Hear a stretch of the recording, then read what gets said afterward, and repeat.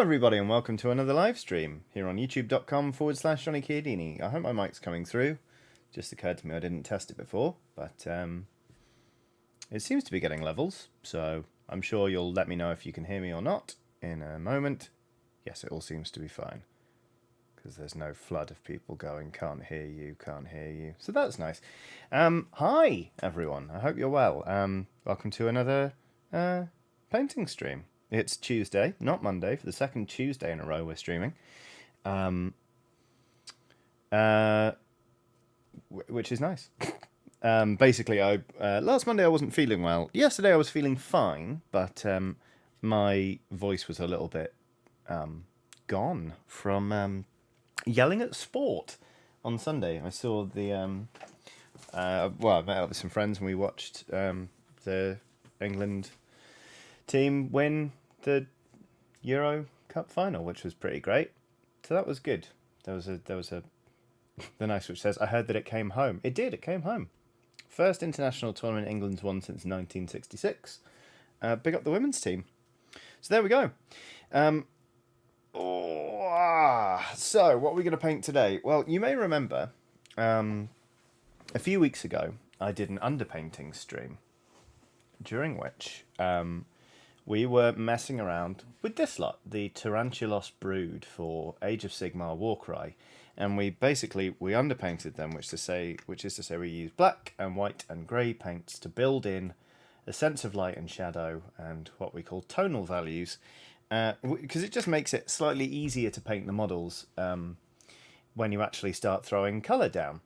So what we're going to do today is we're going to actually start putting some honest to goodness colours on these nice little models. I have actually already done a test model to work out a colour scheme. As you can see, I went for a lot of sort of very warm tones, because like tarantulas are kind of like, they're brown, but they've also got some like nice reddy bits in there.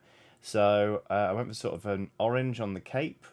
Hopefully you can sort of see there already where like you've got a sense of light and dark. I didn't have to work very hard to bring that out in the colour, because it's kind of already there. And then, yeah, I deliberately did very pale skin tones. And I guess we'll just carry on doing that today. I'm kind of pleased to be painting these on stream, actually, because I don't know if I was having a slightly off day or what when I was painting this one, but I did it, and I was like, don't want to do any more of these, actually. I kind of forgot that after... Bow1156 says, I'm sorry, the what brood? The Tarantulos. Like tarantulas. Or tarantulae. That's almost certainly not the plural, but, just Tarantulos. Or Tarantulads if you prefer. Although, there are some femme sculpts in this team, because, generally speaking, Warcry it's doing better in terms of representing not just men among the warbands, which is nice. But yeah, so I was painting these before, and I found myself I didn't have a Will says like tarantulas but trademarkable. That, of course. Yeah, I think I was having a bit of an off day, because after this I was like, oh, it's just so finicky. Like, these models are gloriously detailed, which is very, very nice, but sometimes I just can't be bothered to paint things with lots of small details. Sometimes you just want to paint something almost cartoonish, with big flat areas and big like swooping bits that you can just like smash into. But you know what? We'll see how we get on today. Either way, it's very nice to be painting again. It's nice to see you all.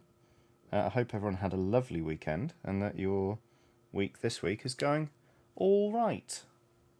I hope it's going well, actually. There we go. I'll go so far as to say I hope it's going well. So, let's get some... Oh, that's not the colour I wanted to start with. Oh well. That's the colour we'll start with. Hey-ho. Anonymous says, Johnny, I bought Vampire Survivors as a result of watching you stream it. Let you tell you that that flashing light warning is very motivated once you start getting a few evolved weapons. Indeed, I got my first evolved weapon just yesterday, actually. I managed to get 3 of them in one run. And they are not messing around, are they? They're delightful fun. So, as you can see here, I've really thinned down this orange paint quite considerably, because what I'm going to do is I'm going to do a couple of coats. Let's start on the coat here, but you can see that lighter area is still showing through underneath very strongly. This is actually slightly more thinned down than I normally would do, but hey ho, the wet palette decided we're going to be very sloppy today. So that's fine. We'll just get a base coat down, and then we'll do a second coat, and it'll look a lot stronger. And just generally speaking, the idea is, and stick with me on this one, over the course of the stream, I'm going to gradually add paint and colour to the model until we can comfortably describe it as what's known in the industry as painted, and then that it'll be done. Sort of the clues in there, sort of the painting stream sort of name that we sort of bandy around. But I just thought, like it's good to go back to basics every now and then, remind ourselves of sort of the key tenets of sort of painting, which are put paint on the thing, finish. Stop doing that once it's painted, that sort of thing. So there we go. Will says, good news, my glue is clogged. I'm sorry to hear that, Will, because I saw earlier you said you're assembling Space Marines, and if there's one thing I know, it's that it's hard to assemble Space Marines if your glue is clogged, unless you're doing push fit ones. But is it me, or like it feels like Games Workshop is kind of eased up on the push fit monopose stuff lately? It felt like it was really coming for all of their core ranges, but it seems like they've kind of walked it back a little bit. I don't know if that's just me, but Wings of Eternia says, greetings Johnny and fellow Skellies. Hello Wings of Eternia, I hope you're very well. What did everyone get up to on their weekends? I sort of ended up burning the candle at both ends, really. I went to a friend's birthday party on Saturday, and then on Sunday I went out and watched the football, as I say. So it was an unusually sociable weekend for me, but it was pleasant. It was nice to catch up with friends. Abby Marie says, I can tell the glue is unclogged by the smell. Lol. Mark Cohen says, Curse City was a big push fit box. Very true, but then it ended up not existing for a bit. And how? I came very close today to digging out some Curse City models and painting those, because I was feeling ever so slightly uninspired. But I decided, actually, just to crack on with this lot, because they're already underpainted. So there we go. Fascinating. Fascinating, isn't it? Raid PW says, I ended up playing a silly amount of Vampire Survivors thanks to the stream, and it's pretty great. It's very good, isn't it? I played it earlier. I was having a bit of an anxious day earlier, and I sort of stopped and was like, okie dokie, how do we get this back under control? So I made myself a to-do list, being like, have a little chill out, have some water, make sure that, you're doing okay. I was like, why don't we play a bit of Vampire Survivors? So I did. It was nice. Again, it's one of those games that you can just sort of phase out while playing. And I don't mean you're phasing out the game. I mean, you can sort of tune out of paying attention to much. It's very nice. Abby Rates says, I went to a car race on Saturday and then drove 10 hours from Indiana to Virginia on Sunday. I don't recommend it. 10 hours is a long old drive. I mean, you can fly from London to the west coast of the United States in almost that time, Obviously, I'm aware that, obviously a jet plane goes considerably faster than a car. But either way, it's a long time in transit. It's a long time in transit when all you're really doing is, watching films and having a nap, let alone driving and having to pay attention to that. So I hope you're resting up now. Well done on making it safely, but yikes, that's a long old way. Burrito has done a super chat saying, for the painted tree frog, brackets Battletoad, some days ago on your Kiadini Paints Instagram. Thank you very much, Burrito. That's a lovely super chat. I thought about painting the frogs today, actually, but then I thought, nah.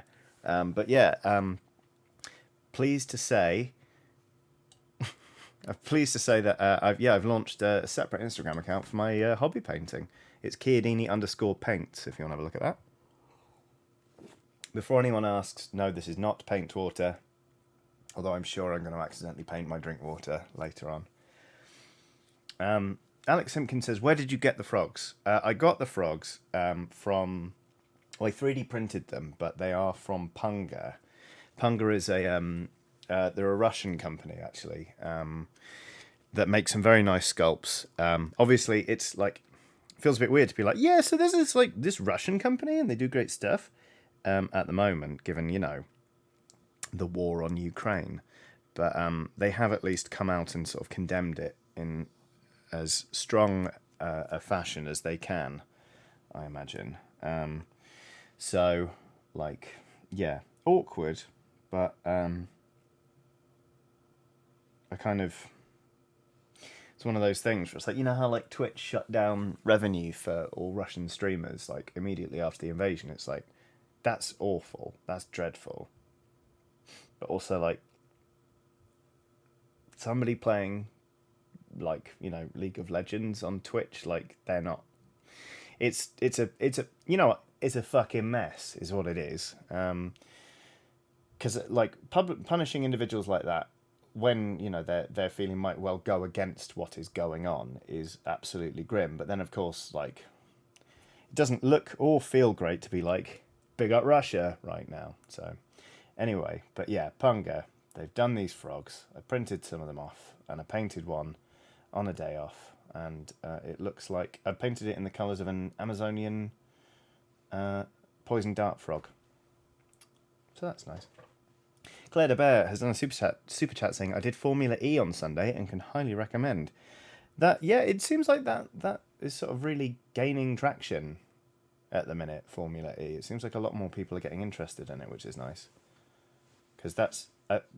stop me if I'm wrong, but I feel like the E stands for electric, which is, I mean, I'm sure it takes a lot of power to power up these vehicles, but it's better than Formula burning lots and lots of basically jet fuel. Even if it... surely they don't make the same lovely, like, noise as Formula 1 cars, right? Will says now they give the drivers a shitload of molly before they start driving. Can you imagine?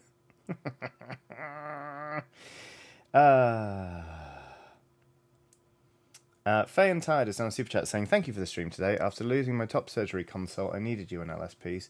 I'd be useless right now, but for your support and kindness. Big, big hugs. I'm so sorry to hear about the console. That is, I'm sure, absolutely devastating, and I hope it gets sorted very, very soon. Extremely glad that we can be here to, well, A, offer our sympathies, but also B, offer some gentle distraction. But that really sucks. I'm so sorry, and I hope things come good very soon.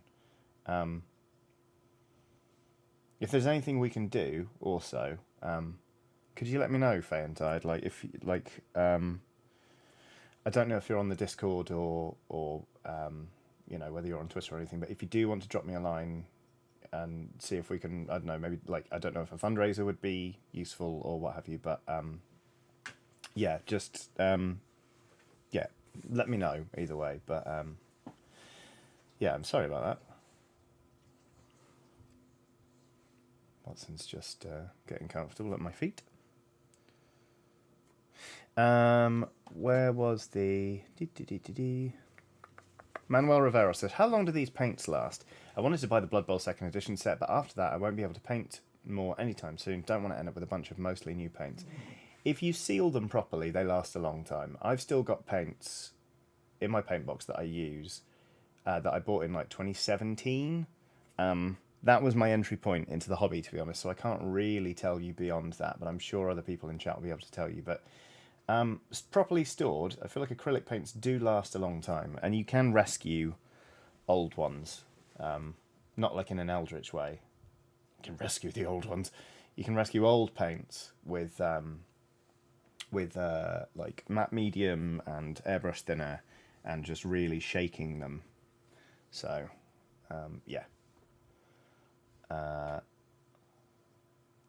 I think your paints will keep if you don't get to paint anything else for a good while. But just in case, I'd maybe just pick my colours very carefully and only buy the ones I absolutely need. Will says, I've still got some paints that my brother had when he painted Space Crusade in 1990. So, right, there you go. History with Character says, were you able to save that blue paint from last week? It was still pretty gloppy when I saw it last. I haven't actually worked on it since that stream because I've been a bit busy. I haven't actually picked up a paintbrush since last Tuesday's stream, which is annoying. But what I did find, I caved. I bought a Wobbletron. I bought a very cheap on eBay. I bought like a. I don't think it's a vortex mixer because it's not like a. It's not got a chamber that you put the paint in and it spins. But basically, it's this weird. It's weird, like this weird like rubbery thing, and you put the paint on it. You just hold the paint onto it, and there's a little weight in there that is kind of off kilter, and it just goes and it just wobbles the paint around and shakes it. It's effectively a vortex mixer, but it's a very cheapo thing that's actually meant for tattoo ink that I got off eBay. But it turns out my wife's been thinking about buying one for tattooing, so we're going to share it, which is nice. But yeah, Wobbletron. Basically, I saw the exact same one on Louise Sugden's Instagram, rescuing a really old Rakarth flesh. And then Monk, who some of you in chat and on the channel may be familiar with, found the exact one, which is great. Cool. Thanks, Fayentide. If the situation does change, just shoot me a message and we can talk. The Nice Switch says, you keep saying these words like it's a real thing that you haven't just made up. I haven't made up the Wobbletron. I didn't even name the Wobbletron. It's Louise who named the Wobbletron. It's a pet name for it, but it's a good name for it. Ah, Monk is in chat. Hello, friend of the channel, Monk. As well as just described you. I hope you're well.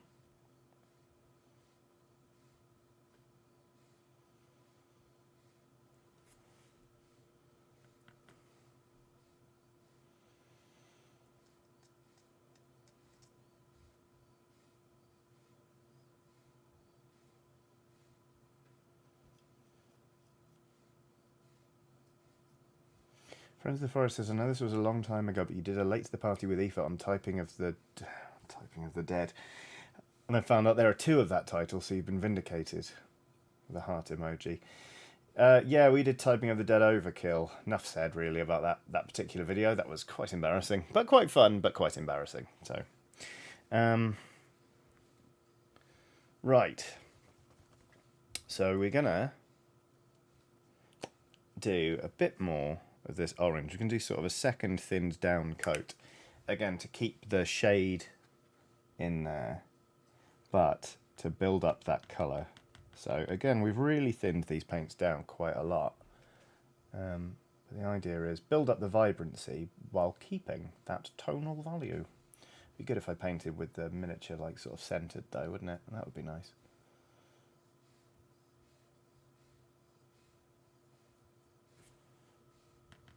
Cheerful Spider has done a super chat saying, "Hi Johnny, things are butts. I hope you're well." I'm sorry to hear it, Cheerful Spider. From what I've seen in chat, it seems like a lot of people are going through the ringer right now, and that is not so good. I'm very sorry to hear it. Hopefully, we can all just sort of have a gentle hangout today and sort of cheer each other up by osmosis. But needless to say, if you're having a shitter at the minute, I see you. I'm sorry that it's rough, and I hope that better times are ahead. Would it help if we all just spent a good minute to, a good like 45 seconds to 1 minute, just sort of all of us screaming into the void in chat, not literally typing but if you've got something. And, you know, keep it family friendly. But if you've got something you need to get off your chest that isn't hateful, why don't we all let fly in chat for a minute, and we can hopefully just exorcise some of that nonsense.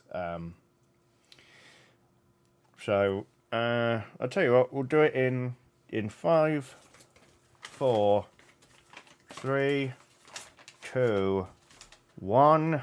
Vent. I hate the government. I also can't spell government.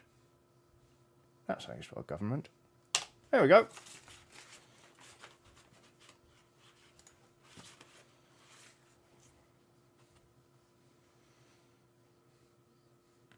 Let it all out, everybody. Fuck insurance companies, yes. Doing exams, worried about elections. Landlords are trash. I'm sick, but you're awesome, Johnny and Skellies. Being trans in the UK right now is super scary and stressful. Fuck energy companies.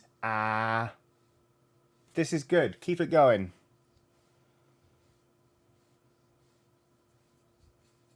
I hope this is cathartic, everybody.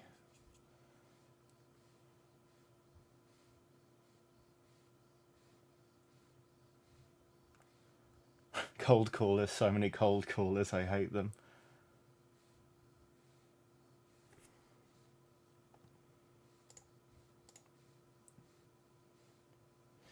Oh, yeah, it kind of feels like a lot of people had some stuff to get off their chests, huh?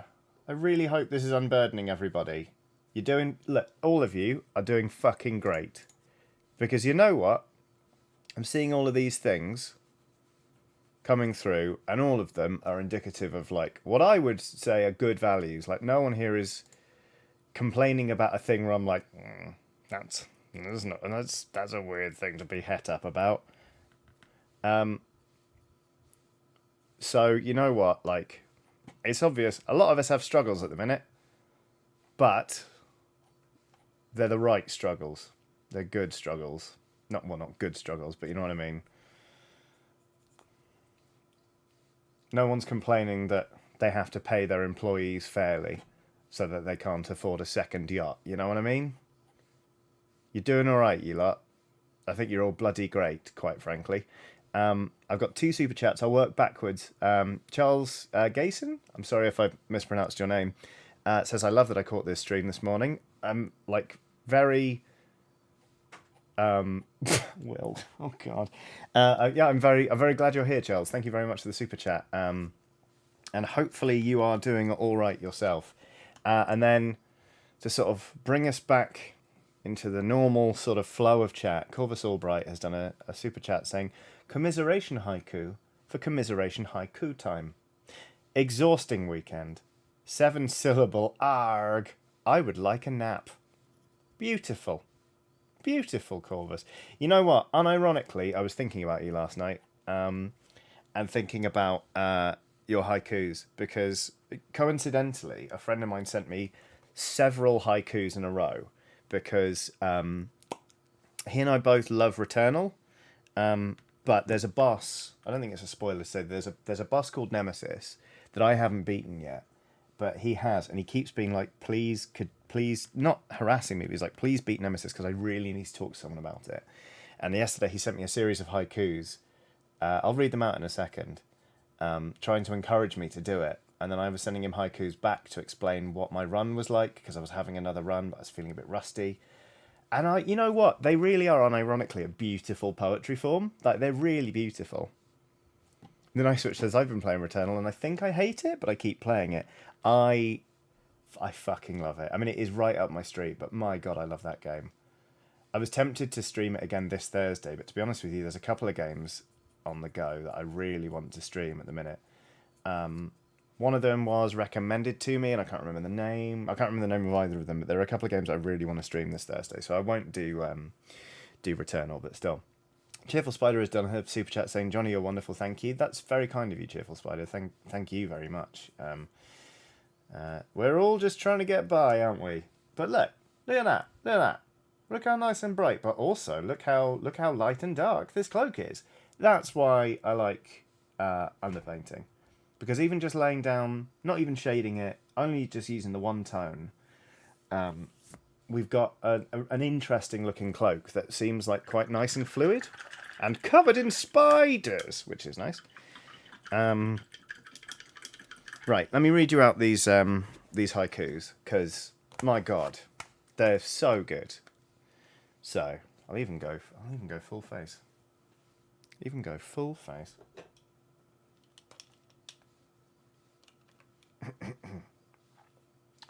These are some haikus from my friend Matt.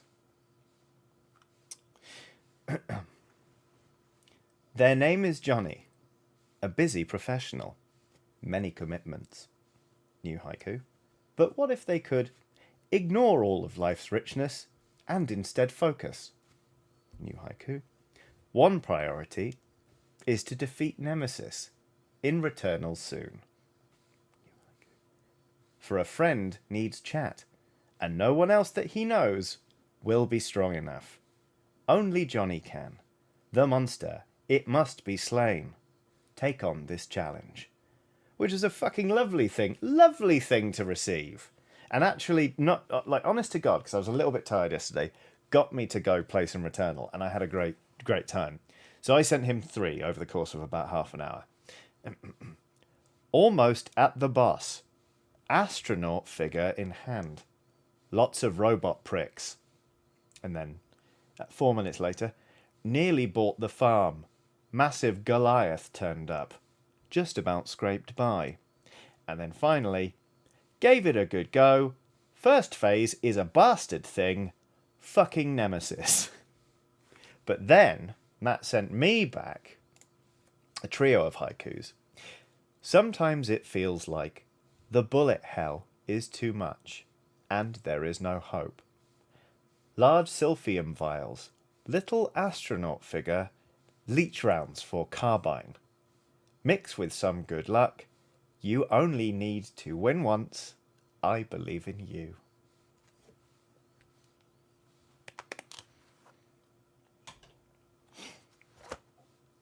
Just shit posting about video games, but haikus are great. I really like haikus a lot. So yeah, thanks for. To be honest with you, I feel like those were better thanks to you, Corvus. So there we go. It's fun to dick about with friends, isn't it? Anyway, so far we've got down skin tone. We've got the cloak. We've also got some like little booty shorts going on here, and then these sort of like scraggly bits. So these scraggly bits I'm going to paint with terracotta, but I want to do the shorts just to actually dull them down a little bit, so it's not completely just like the whole thing. I'm going to paint these black, but I don't have my black paint on the table, so that means it's time for an episode of Non-Binary Person Looks in a Box for Paints. Will says, that's the thing, right? You only have to get lucky once. Nemesis has to win every time. Oddly familiar, that, Will? Ringing a vague bell, that sort of messaging, but who could even say where from? JT Gerdes has done a super chat saying, morning, Johnny Boss. Long time no live chat. Here it is. Hope you enjoyed that episode, by the way. Hope all is well, or at least on an upward swing. Finally over a cold. No COVID, thankfully. Stay wonderful. Thanks, JT. I'm doing all right, actually. I'm actually really enjoying this stream.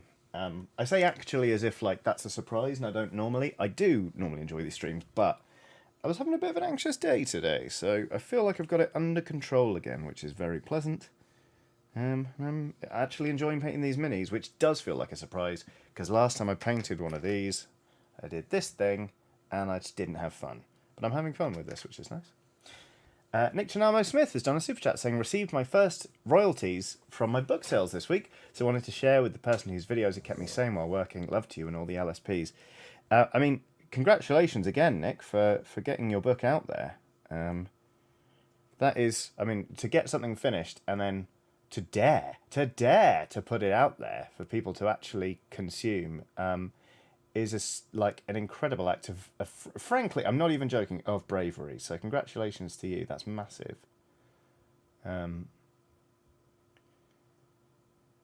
Because God, writing can be terrifying. I mean, you know, obviously I do writing as part of the Patreon, but I'm also in my spare time doing a couple of writing projects. I've got 2 big things on the go at the minute, and I love working on them, but also it's scary. I never knew I could be intimidated so much by myself, sitting down at a laptop and trying to pull words out of my head and put them onto a Google Doc, but I took an important first step over the weekend, which is nice. Oh shit, I didn't even tell you. On Saturday, before I went to this party, I saw 2 friends of mine who went travelling for a year 6 years ago and only just got home. And it was absolutely wonderful. We played some board games, we had a drink, and it was like no time had elapsed whatsoever. It was Oh, it was a delight. It was really good. Just good for the soul. Corva says, to be honest, I've been having a hard time with dysphoria and executive dysfunction, so staying engaged with the streams has been difficult. It means a lot to hear I've contributed. I'm sorry to hear it, Corvus. But to reiterate, you absolutely have contributed. Like, unironically, you have changed the way I think about haiku, and I have a lot of appreciation for the form. So, genuinely, thank you.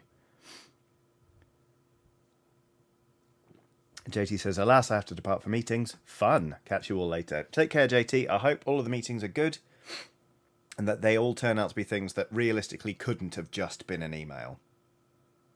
Because that's the dream. Right. Edward Suter says, finally went to IKEA last night for stuff for the flat. We've been in for over a month. Now we need to build the sodding stuff. Hey, that's progress, though. I mean, so I've lived in this flat for 18 months now, actually. And I still have 2 boxes I haven't unpacked from when we moved in. And I know I should just throw them into a fucking... into the sea, because I'm never going to get around to it. Or even if I do, I plainly don't need the stuff that's inside. But it's just, sometimes it's hard to sort of summon the energy to go, I'm going to tackle that thing right now. Especially if you're already used to just ignoring it. But, you know. So good on you. You build that stuff. A month is pretty good going, actually, for making a trip to IKEA. So there. Eve Bolland has done a super chat saying, I hope I said your name right. Bolland? Sorry. Bolland?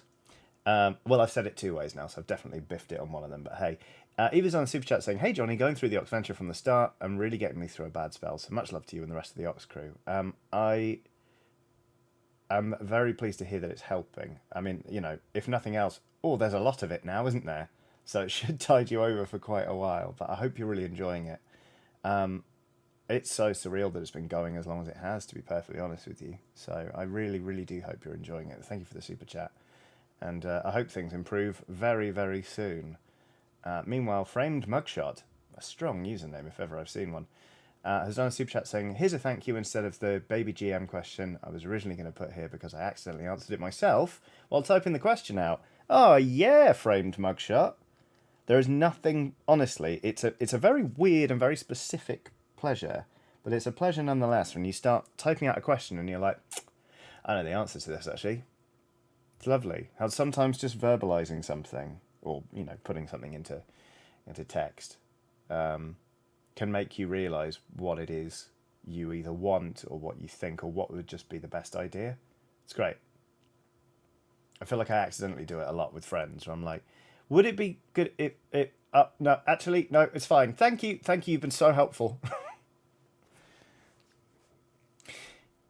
Will says, rubber ducking. Yes, so rubber ducking. I know of rubber ducking. Rubber ducking. Also, man, like autocorrect really did you dirty there, Will. Rubber ducking is, I believe it's when you're coding, right? When your code isn't working, or you've got a problem and you need to think your way around it. The idea is, you get a rubber duck, or it can be something else. It could be, you know, a cursed Hans, or it could be, like, for example, I've got, let's say it's Coochie Kopi from Bob's Burgers. Just put him there. And then let's say I'm having a difficulty with, like, no, I'll just explain it as it is in coding. You go through your code line by line and explain what every line does. You'd be like, this line does this. Oh, Will says, no, the magic doesn't work if you don't use a duck. Shit. Okay, well, no Coochie Kopi then. Back you go. Basically, you explain each line of your code and explain what it's meant to do. And then more, like, apparently, it really helps you realize what the problem is. And it's, again, that kind of, like, externalizing your thing. Like, I talk to Watson a lot about what I'm doing over the course of the day. I'll talk her through what I have to do for the rest of the day. I'll be like, all right, girl, so... Because half the time it involves her. I'm like, you and I are going to go out. I'm going to take you for a walk. And then make sure you got some water. And then I'll take a shower. But I really need to get this done. Blah, blah, blah, blah, blah, blah, blah. And it really does help. Like, unironically helps. Which is nice. So... Angelic Fergus says, okay, gotta go make dinner for my mum. We'll be back later. Take care. I hope dinner goes well.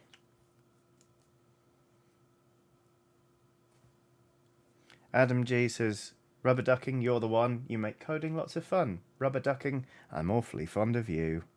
That's delightful, and I feel like the melody I should have put that to is right on the tip of my tongue, but I don't know what it is, which is annoying. So, we've now got some golden yellow from Vallejo here, and I'm going to start painting it on this kind of sash that goes here. This is, I will say, one of the trickier bits in this colour scheme to do with the underpainting, because a lot of the time yellow just doesn't go on very evenly and it doesn't look very nice. So again, this is one of those ones where I'm going to have to do a few coats, and really what it is a test of patience to make sure that I don't just slop on too much paint and I don't say, fuck it, that'll do after just 1 or 2 coats. But hey, you know, painting, it's about patience sometimes, and then other times it's about just getting stuff done.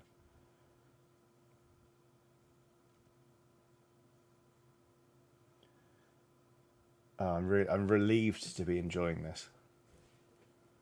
John Freeman says, could I get a shout out for my wife who is watching from under a blanket on the sofa with COVID? Of course. John's wife, I'm sorry I don't know your name to refer to you as anything other than John's wife, but I'm sorry you have COVID, and I hope it passes very, very swiftly and smoothly.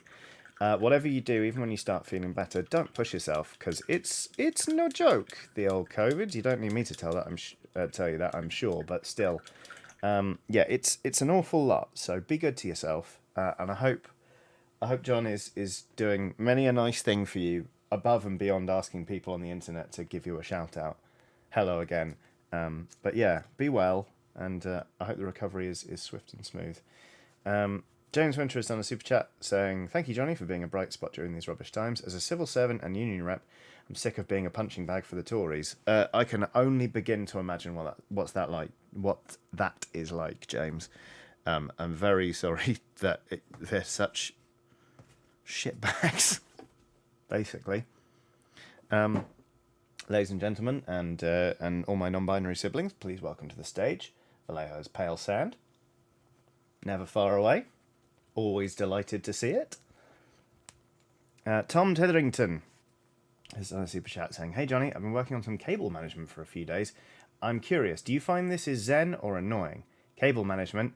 Oh, Tom, I don't think I've ever done cable management in my entire life. I suspect if you've been doing some cable management for a few days, that the underside of my desk would make you feel vaguely sick. I am not what you would call a tidy person. I live in a constant state of clutter. And you know what? 99% of the time, it really works for me, because, like, I have a very spatial memory. So around me, it is absolute chaos. Like, it looks like I've completely lost control of myself. But I just know where everything is, because there are layers to the clutter and areas to the clutter. So I'd be like, oh, where's that thing? I was like, well, I know it's over there, and I used it about 2 weeks ago, so it'll be in this layer of mess. And it just works. It just works for me, and it always has. And, like, I'm not proud of it. It doesn't look good. It looks quite worrying, but it works. It just works. So, I do need a bit of a tidy up in here, to be honest with you. But that's more about wanting to find a home for each of my hobby projects. But yeah, there we go.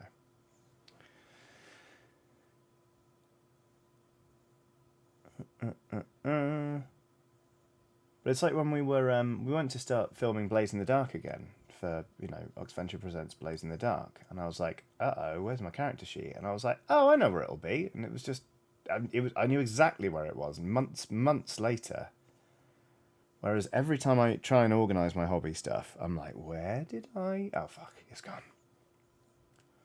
Rob C says, right, that's my Coke Zero drank. Back off to tearing down that shed. Hopefully without any major injury. Have fun, LSPs. Have fun, Rob, and be safe. Do avoid that major injury. But also, have fun tearing down the shed. I helped tear down a mate's shed last year, and oh, it was great. It was so rotten we just were able to push it over. It was brilliant. But we also hit it with hammers a bunch, because we did need to knock bits of it apart. But in the first instance, we just got on a corner and just went and flattened it. It's just brilliant. Loved it. Great fun. Huge day out for the three of us. Huge. I feel like I'm dotting back and forth a lot with the different colours on this miniature, but I'm just slowly blocking in all the base colours. I should go back and do more of that yellow, actually. Strengthen that a bit.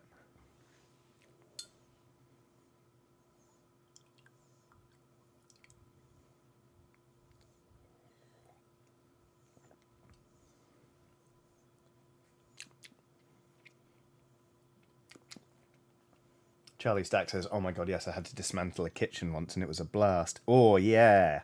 Lots of shit to break apart in a kitchen. Cabinets, drawers, the gas main. Just lovely. Smash the fridge with hammers. Enjoy inhaling all the lovely gases that come out the back of it. The Nice Switch says, Johnny, what juice are you drinking that people need to know? This is actually like a rehydration tablet. It's like an electrolyte thing. I think it's called 5. It comes in like a tube, a bit like Barocca. But it's like meant to be a sports electrolyte drink. But sorry, I've got beard hair in my mouth. Horrible. Horrible. And they say to me, Johnny, why do you keep your beard so close to your mouth if you don't want beard in your mouth? And I get the logic, but ugh, I don't enjoy it. Anyway, basically, we've talked about it recently, but there are a whole bunch of medications, and not a lot of people, necessarily know it. A lot more people should know about it, but a lot of medications make you very susceptible to dehydration. SSRIs, selective serotonin reuptake inhibitors, are absolutely one of those. And if you're like me and you have, if you're on the highest possible dose of your chosen SSRI, that's right, I've completed citalopram, reached the end boss. I think I've become the end boss, which is quite nice. I'm the final boss of citalopram. But it does mean you're very susceptible to dehydration.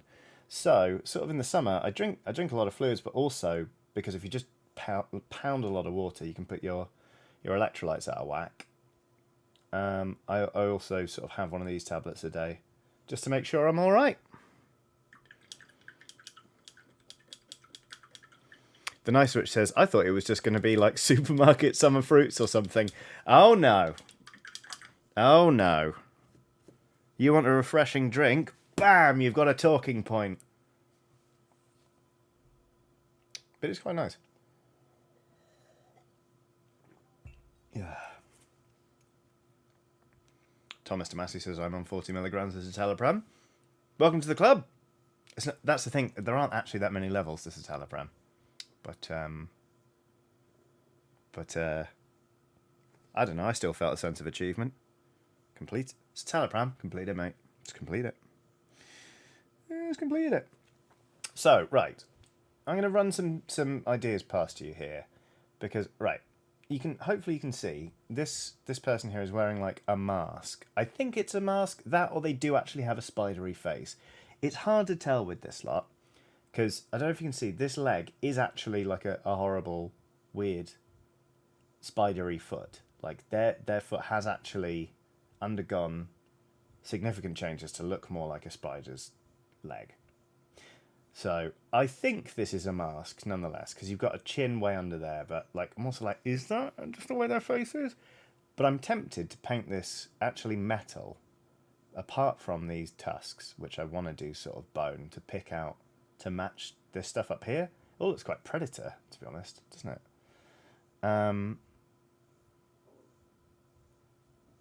Yes, I think Yeah, I think I just talked myself into that. Thank you, chat. You've all been very useful. There it is. It's when you ask a question and you just realise, oh, yeah, oh no, that's all right, I got it. There we go.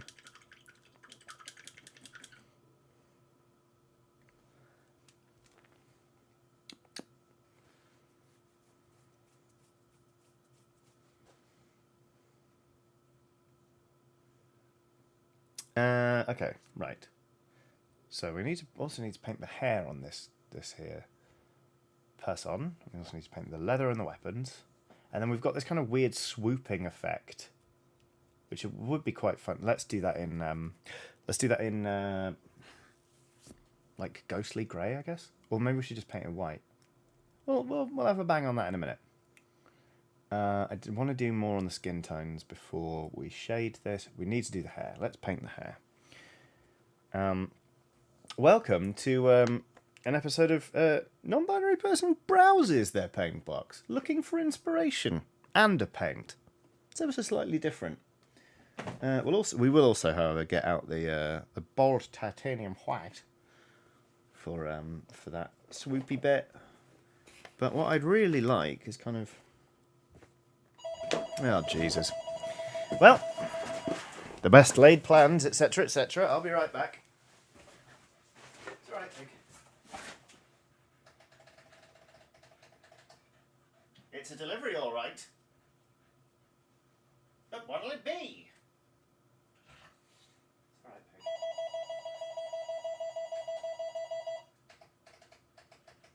Good girl. You're not even barking. Good girl. You too warm to bark? You a good pig? Doorbell's gonna go in a sec. Please do not bark. Be right with you, chat. Just talk amongst yourselves. Oh, you're a good dog, aren't you? Good girl.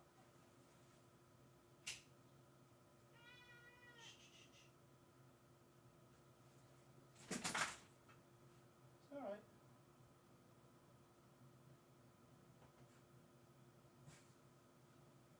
Of course, the question is, are they just going to leave it in the hallway? In which case, I'll come back to my desk. Or is it coming to the door? In which case, I need to stay standing. Place your bets now. Aha!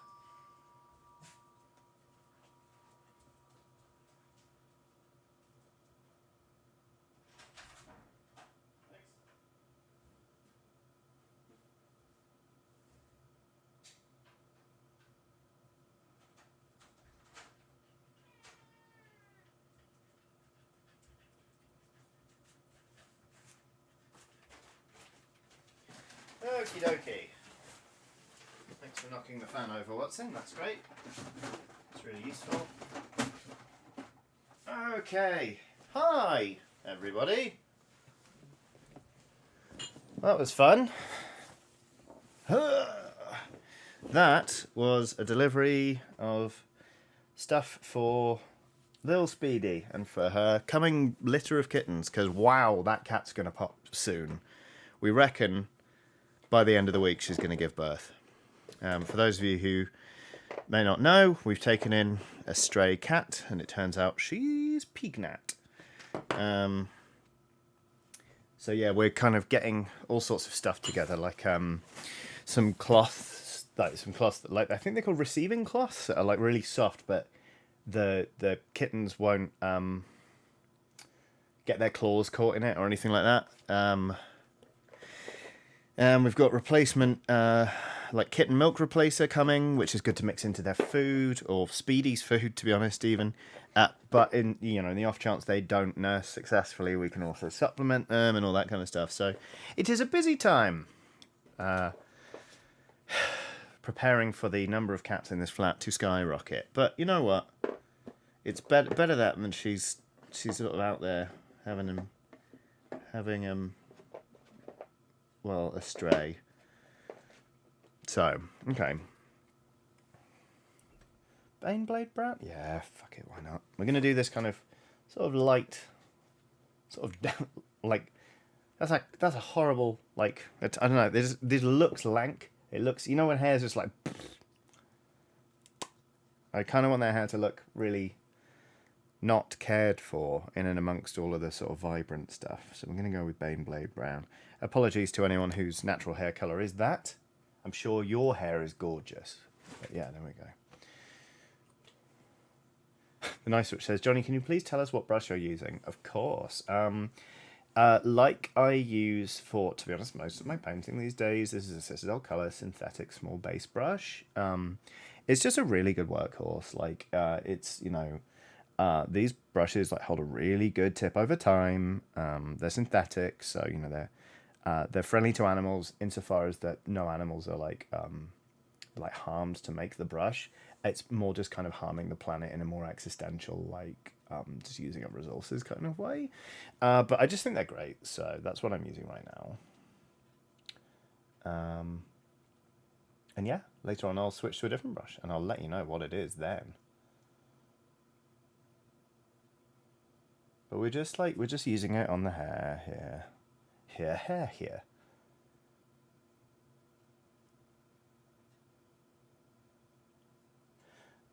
I see people are betting on how many kittens. Abby Marie says, I'm going to bet on 3 kittens. We suspect 2. Because even though she is very Pignat, she could scarcely be more pregnant. But like, because she came to us quite undernourished, like, apparently sometimes like a cat's body will just focus on getting, just like having a smaller but stronger litter. So we suspect just 2 kittens, but it could be 3, because I mean she's really pregnant. So we'll see. So Pignat. Just realised I missed a bit of cloak under there, so let's sort of just pop some orange in under here. It doesn't have to be loads because it's really in shadow, but there we go.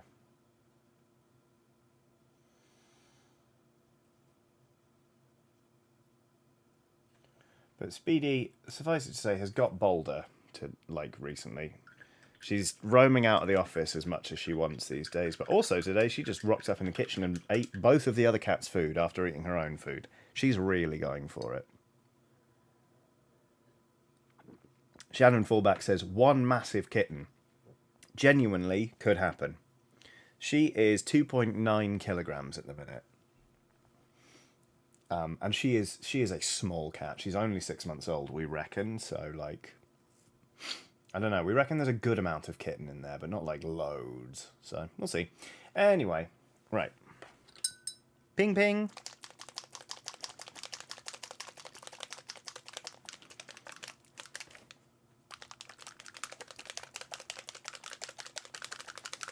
Ray PW says, oh, wow, she's tiny. She really is. She looks like a butternut squash right now. It's amazing. But, you know, we think she's going to have a pretty good life. We've got a home lined up for her. We're going to get her spayed once she's done with the litter, so she doesn't have to go through this again. And she can just be a cat for a bit. And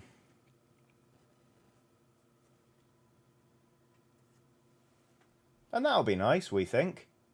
Be good for her on the whole. Garina Rain is on a super chat saying, this is a lovely, soothing, calm stream for someone who is rediscovering how stressful holiday packing is. Have the equivalent to 2.5 blood pairs to tide you over in my absence. Thank you, Garina. That is lovely of you. I hope you have a wonderful holiday. I hope the packing isn't too stressful. Just bear in mind, like, obviously when you're packing, you're like, oh god, I don't want to forget anything. But, like, it is very easy to pack to a standard at which you're like, well, look, I've got everything I need, like capital N need, and like everything else I can survive without. So even if you don't get it exactly right, you can you'd be surprised by how much stuff you can forget and get away with. Like more than once when I was working for GameSpot, we were flying internationally. But, like, we were taking such huge amounts of kit with us, and like the tripods, for example, were so big that I like more than once I've been on international trips. I think I did this with ITN as well. Been on international trips where I haven't been able to bring a suitcase for myself because everything has been equipment, and I wasn't allowed to get an extra baggage or whatever. So I have gone, I'm not even kidding, I've gone away for like a week where I was packing my underwear and stuff around a tripod bag. So like you'd be surprised how fine you will be going away on holiday with not enough stuff. Like I'm talking like I would be washing my clothes in the hotel sink and drying them out halfway through, just to make sure I had enough camera gear. I was in my very early 20s doing this. You wouldn't catch me at it now, but I have a lot of experience traveling to places with insufficient cabin space or whatever. So there we go. Dorina Rain says meds and CPAP machine are the two non-replaceables. Right, yes, entirely fair. But the good news is you're definitely not going to forget those. So, you know. But anyway, I hope it does go really well. It's Ange who's done a super chat saying, T and Ange say hi. T is my bestie who has come to the US from the UK to visit me. Love of Oxventure has been a great bond for us. She cosplayed Dob with Katie Pearlhead at the recent live show. Love you. I saw T in that cosplay with Katie Pearlhead, and it was absolutely phenomenal. Really genuinely wonderful, and it made my day. So hello to both of you. I hope you're having an absolutely bloody wonderful time. Right, so we just got to do the sort of leather bits, and then I want to get on the metals, but we're getting pretty close to shading this thing. Now, like, the thing is, right, thing is with this stuff, with the sort of light and dark built in, some people choose not to shade at all. I still do it, even though, like, you do end up obscuring a fair amount of the kind of, like, the tonal values you built in while underpainting. I use it as a guide to then sort of layer up a bit, because I love layering up paints. So for me that works, but other people may choose to do things differently. So right, we'll do the leather wraps, and then we'll fix the skin up in case I overpaint. We'll also just strengthen the tones a little bit, and then it'll be on to painting some tinny tin, and then we'll do some shading.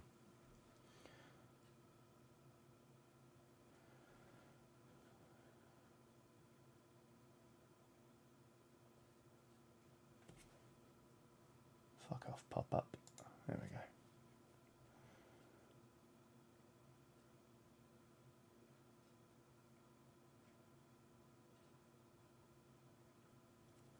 Using, this is Beastly Brown from Vallejo, which is the equivalent of Mournfang Brown from Citadel, and it's quite a red brown.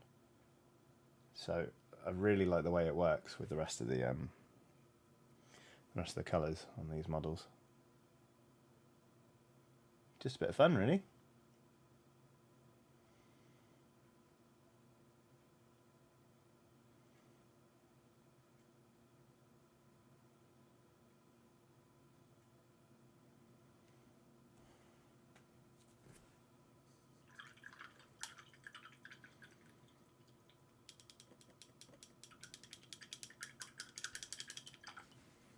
Who MD21 says, Tinny Tin, or to use its original name, Hig Tin. I love it. That's brilliant. Lovely, Ian. You know what? Oh, we've got these claws here. I'm just going to paint them black. That will help them sort of stand out and look weird. Once I've done the skin tones, actually, I think I'm going to come back and revisit this weird spider leg, because I want it to stand out a bit more as just a thing that one would not expect, I suppose. That's the way I'd put it. Do I want to do that? No, I don't. Ooh, let's get that. Get rid of that black. Okay.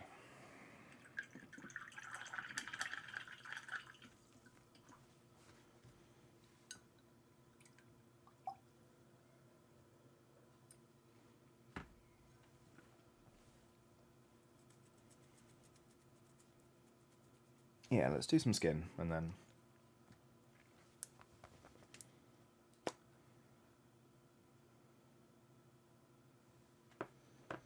and we'll get onto the tinny tin. Don't know what that was.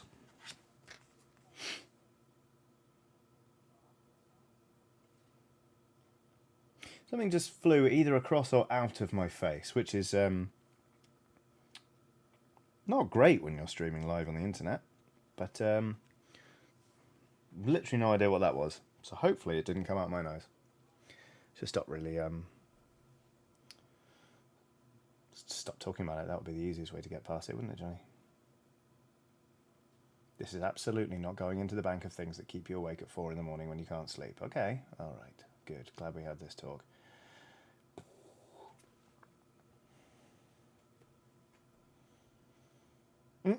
Adam G says, not by the hairs of my tinny tin tin. Very good.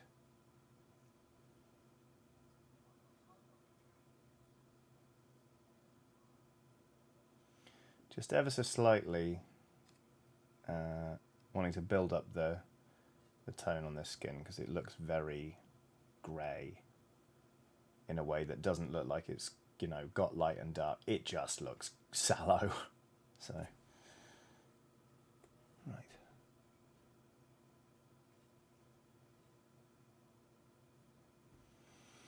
I actually quite like the pink on that horrible leg. I might just shade it twice and see what we get.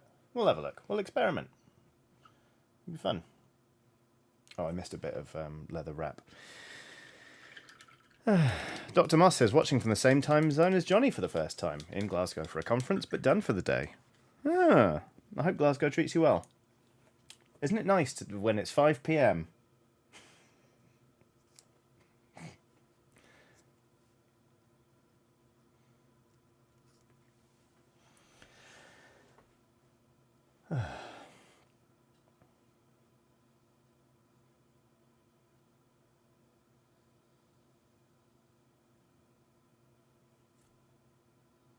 Thunder Cookie says, someone just rang my doorbell and left again? I used the chance to pick up some ice cream.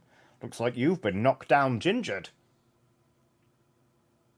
We never called it knock down ginger, and where I grew up we called it knock and run.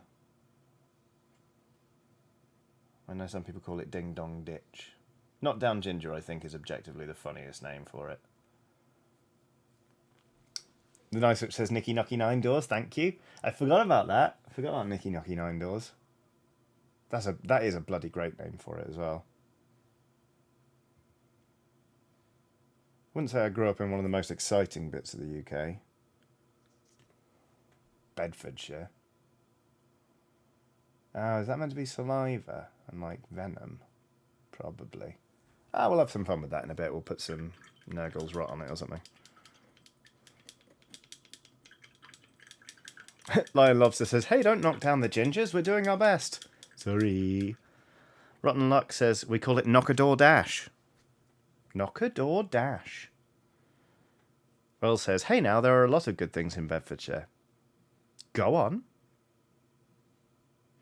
Rudy Gerber says, it's called Tok Toki in South Africa. That's a good one. Fond of Tok Toki. For example, the M1 and Bedford Railway Station. Bedford Railway Station is not great, but I get your point. Sloth with Shades has done a super chat saying, just dropping by and leaving a little something here. Thanks for your work and being yourself. Well, back to reprinting the Demon Lord for my campaign finale after they came out too small. What a lovely problem to have, though, to look at your Demon Lord and be like, no, I need a bigger Demon Lord. That's good. But what a lovely freedom to be able to look at your Demon Lord and go, nah, we're going to go bigger. And then be able to realise it, even though I'm sure it's annoying, what with the, you know, the usage of resin or filament, but still, lovely problem to have. Edward Suter says, I live in Bedfordshire now. Do I count? Yes, you're one of the good things in Bedfordshire. There are lots of good things in Bedfordshire. I didn't enjoy growing up there. I'll say that much.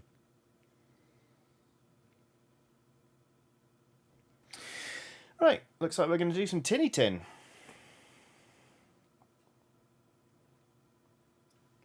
Still not thrilled with that skin tone.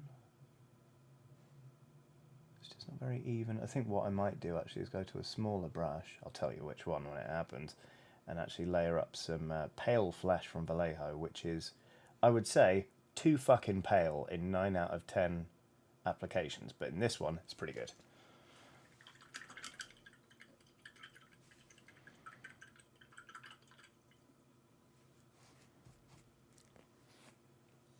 Right, tinny tin, then more skin, then shade. Where are you, tinny tin? Welcome back to Non-Binary Person Looks News. I found it. It was right there. Ooh. My shoulder's giving me a bit of trouble, which is annoying, because normally this shoulder gives me trouble, but this one's getting involved this week. It's decided to take over.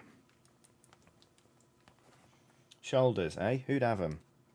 I mean, this guy's got fucking 4 arms. There's loads of shoulders. Too many shoulders. Too many shoulders.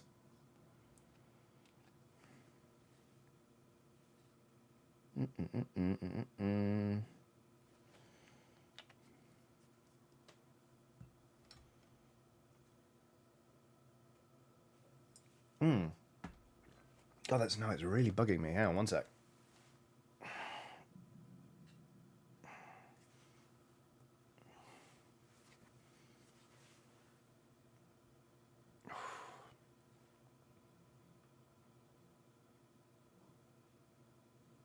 Hannah Axelson says, in university, a few friends of mine stole a stuffed deer during a party, put it in a taxi, and sent it to a friend who was left at home. The friend then proceeded to use it for ding-dong ditching. Blimey. That's hardcore. That's old school.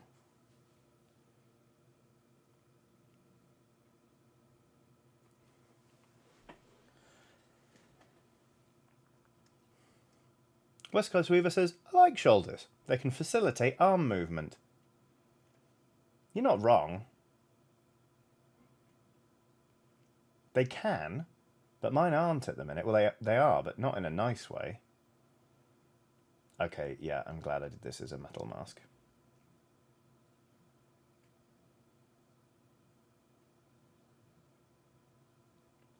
Because they just look a little bit... They just look a little bit silly, which means... It's sort of... Well, not silly, but... It's wildly impractical, I guess is what I mean. This mask. I'm gonna pick out the eyes again. I'm gonna do them in like a silver. And I love it. I love it when warriors like this have something wildly impractical on them, because it makes them seem much more like a fanatic. Like, they seem more dangerous because their get-up is ever so slightly ridiculous. Do you know what I mean?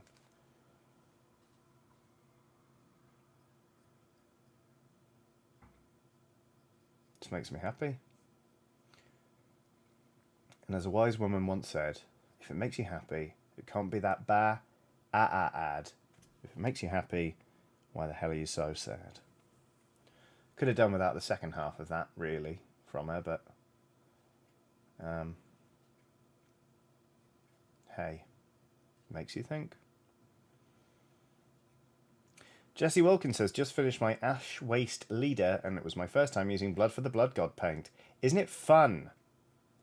I don't know if you varnish your miniatures, but you might need to reapply a bit of Blood for the Blood God afterwards, because varnishing it will sort of take the wet look out of it.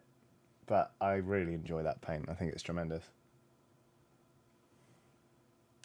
The Nice Witch says, fair play, Cheryl Crow. Thank you, The Nice Witch, for reminding me who it was, because I was like, is it Alanis Morissette? I don't think it's Alanis Morissette. Although Alanis Morissette has shared many pearls of wisdom with us over the years, like what one of her hands is doing, and then the other hand. One of her hands often in her pocket. The other one doing all sorts of shit. Hailing a taxi cab, making a peace sign, smoking a cigarette. She just really favours one of her hands, does Alanis Morissette.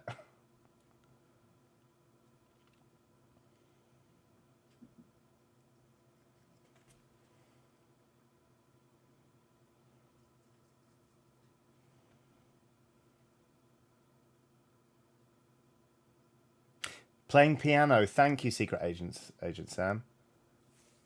The other one is playing piano. Oh, and giving a high five. How could I forget that one? And the one is giving a high five. I haven't actually been to karaoke since I decided that was going to be my karaoke song, but I think that's going to be my new karaoke song.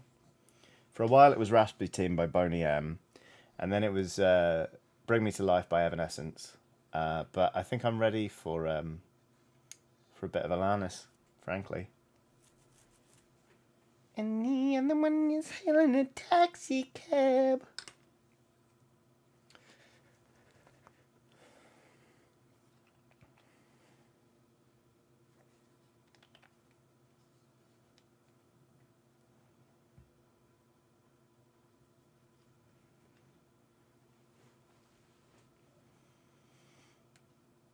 Edward Suter says, my go-to going forward is Total Eclipse of the Heart. Because you know what? Yeah, you're not going to disappoint with that one. Everyone loves having it on.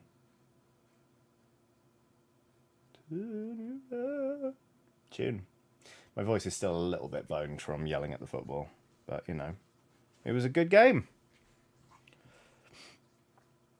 Jack Wood says, also, yes, please, Rasputin is a stone cold banger.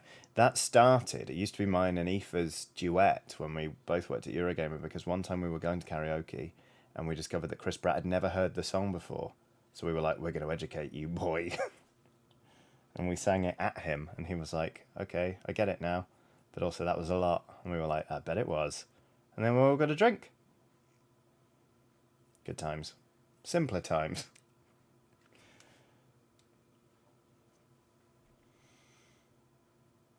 So this, you've probably noticed that Tinny Tin, quite a dark shade, really. But what I'm going to do, once this is all shaded, I'm going to mix Tinny Tin with a really bright silver in increasing quantities and paint it back onto the model to give bright areas to it. Just a further extension of sort of what we talked about earlier with the idea of painting just being sort of putting paint on a model until you're done with it. Hard to follow, I know, but those are the broad strokes. Strokes, brush strokes. Good one, nailed it.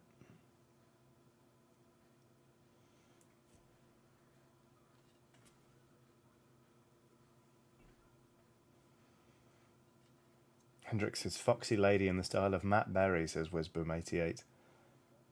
Good lord. Oh, we did once do A Whole New World in the style of Christopher Lee.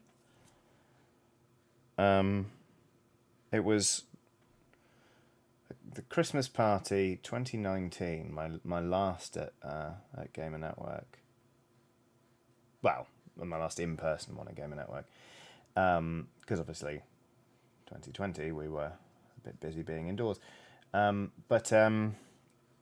we were at karaoke and somebody put on A Whole New World and somebody was singing, but there was only one person singing with a mic. And someone was like, "Go on, Johnny, you do this one." I was like, "I don't want to. I don't want to do this song." And they thrust it at me anyway. And just a small voice in my head just said, "Be Saruman." So I did. I can show you the world. Shining, shimmering, splendid. We must join with him, Gandalf. There was a lot of that. A lot of me just interjecting things. I think at one point it was, a whole new world, you have elected the way of pain.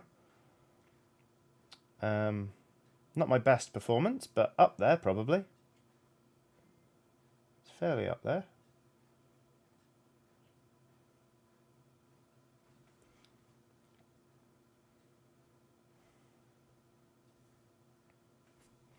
Over, sideways, and under.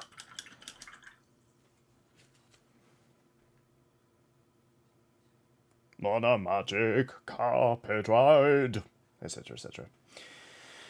Emma Benton says, I tune out for 2 minutes. What the fuck is happening now? Just doing A Whole New World in the style of Christopher Lee being Saruman.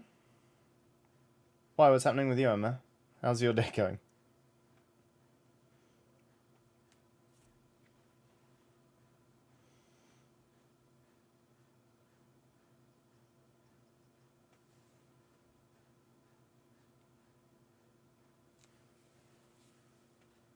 fantastic. Carry on. I will, Emma. Everyone seems to be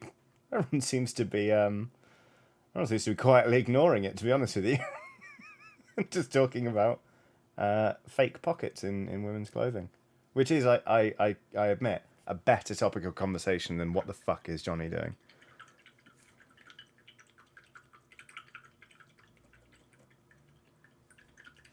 Chemistry Krang says, I once sung a very brummy version of Build Me Up Buttercup with a friend when forced to play one of the singing video games. I forget which one. Inspired move, that, though. Well done. Oh, we need to paint the tarantulas. All right, we'll do that in a sec. I love seeing if a song will cockney or not. It's brilliant. Say It Ain't So by Weezer. Surprisingly good in cockney form. Da-da, oi! Da-da, oi! Say it ain't so, whoa, whoa. My love is a heartbreaker. That was the worst cockney accent anyone's ever done, let alone just me, but there we are. Please forgive me, cockneys. That Purple Hedgehog has done a super chat saying, hobby time. Unfortunately, I have laundry to fold instead. Much less fun, but hopefully more rewarding. Yeah, I think so. I hope the folding of the laundry goes well. At least if, you make a mistake, it's less disastrous than fucking up an entire painted model. It's good, isn't it? I'm painting beastly brown onto these tarantulas, but it's actually too similar of a shade. I'm going to go for a darker brown. Will says Teenagers by My Chemical Romance is a ragtime song. Oh my god.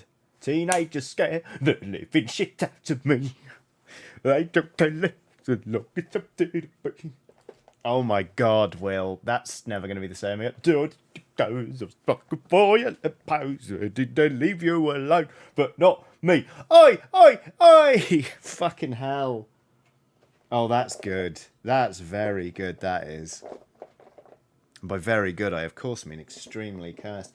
Welcome back to Non-Binary Person Looks Through a Box of Paints looking for a paint. What are we looking for today? Rhinox hide, baby. Or we might settle for dryad bark. That's the dryad bark. Has it dried out, though? Dried out bark. Yeah, that needs rescuing. Fuck that then, but... oh, look. I've seen the Rhinox hide. There we go.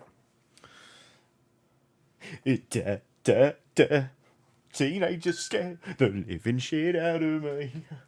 Fucking love it. Oh, together now. A teenager scare the living shit out of me. I've lost. That's me done for the rest of the day. Thank you very much. Just show yourselves out. We had a good run.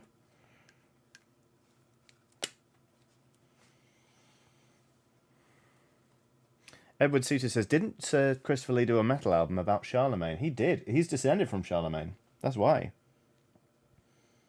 There's a song called The Bloody Verdict of Verdun with the wonderful chorus, I shed the blood of the Saxon men. I shed the blood of the Saxon men.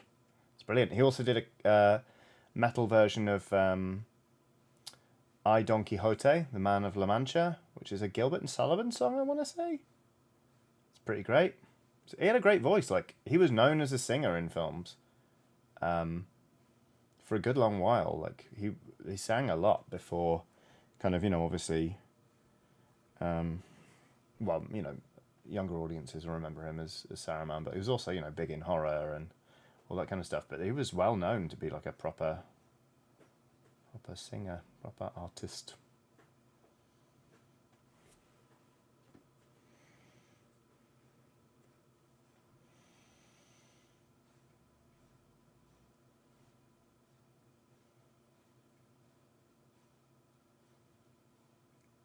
Teenagers scare the living shit out of me. God.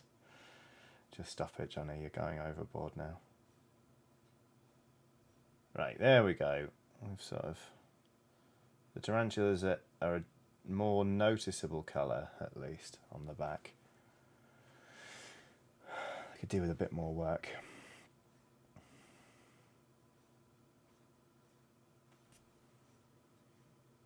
Titan Uranus says Mana La Mancha is from the 1970s. Oh, there you go, okay.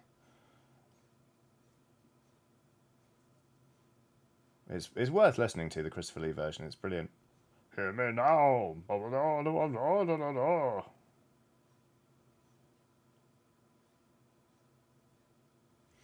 Anyway, spiders.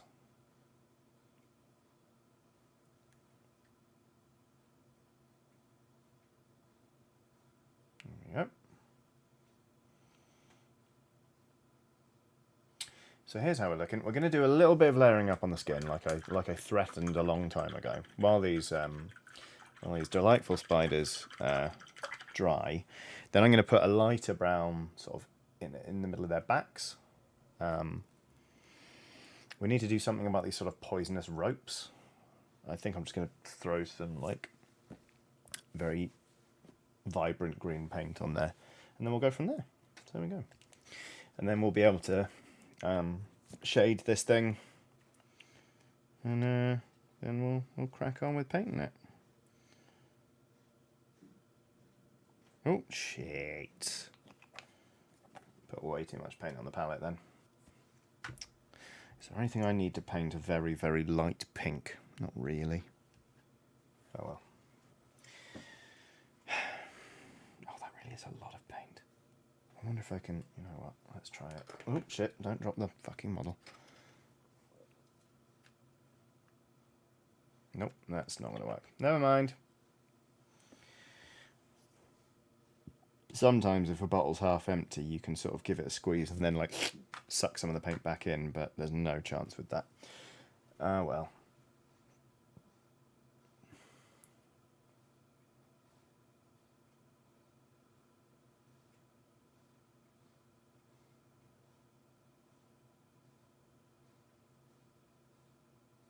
So it may look on camera like this is an obscenely bright coloured paint to be going on, because it is way, way lighter, but we're going to do like a flesh wash over this, so it should be fine. For now, we're just going to pick out the musculature and sort of the digits on the hands, etc., etc. Like that. Don't even worry about it.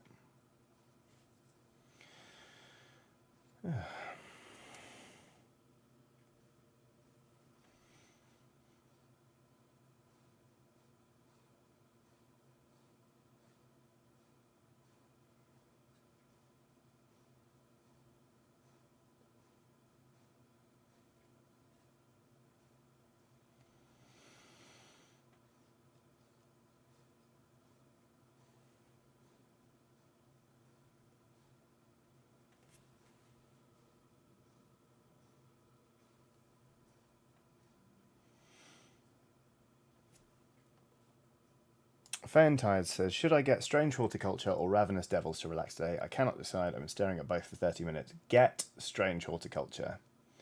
I think it's the better game, to be honest with you. I really enjoyed Ravenous Devils, but the more I think about it, the more I think it just sort of fizzles out toward the end, whereas Strange Horticulture is really beguiling. And I feel like it lasts a lot longer. So that's the one it's also more relaxing, I think. That's the one I'd recommend. But ultimately, follow your heart.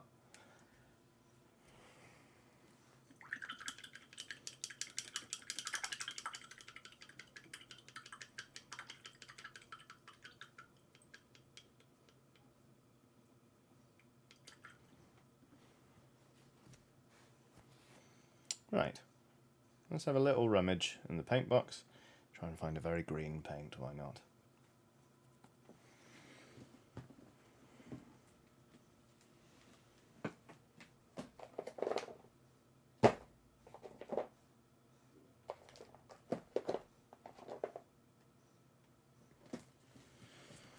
Well, here's two of them. So we've got Moot Green, which is very green, I think you'll agree, and also Nurgle's Rot, which is a technical paint that literally will come out like snotty goo, like that.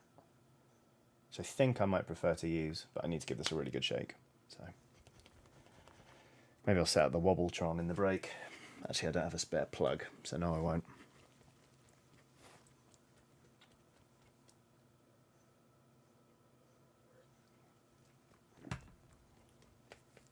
It is great that Strange Horticulture is coming to the Switch, or is already on the Switch, I can't remember. I'm thinking about picking it up, actually. Even though I've played it on PC, it just seems like a really good Switch game. Although, once again, I've thrown myself back into Animal Crossing. Just still trying to get all of the art for the museum. Okay. Oh, wow. Oh, that's gone less vibrant. It still just needs more shaking, doesn't it? Oh, it's out today on Switch. Okay, great. The Nice Switch says Cult of the Lamb comes out so soon. I'm excited about that as well. Adam G says that's not your paint water jar, is it, Johnny? No, this is drink water, not paint water. It's just like drink water. Claire de Bear says, Johnny, will you be playing the Cute Cat game? Not on stream, no. It feels like everybody's already done it. And I've already finished Stray. I had a great time playing it, but there we go. Monk says, why aren't you using your gigging machine, Johnny? I haven't set it up yet. And I haven't got a plug. I do have one. Do I have a spare plug? The problem with streaming and having two fucking computers is that I've got so much shit plugged in under here. Is that a spare? That's a spare plug. Be right back. Wobbletron, here we go. It's alright, Pickle. Oh, you know what I'll do then? Tell you what. I will shade this model now. And then, my friends, we'll go for a 5-7 minute break. While I grab the Wobbletron, and then I'll set it up, and then we can wobble some paints about.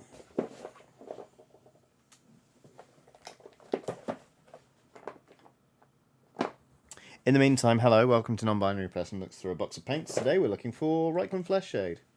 That's not it. That's not it. That's not it. Hey, Scott. Is that it?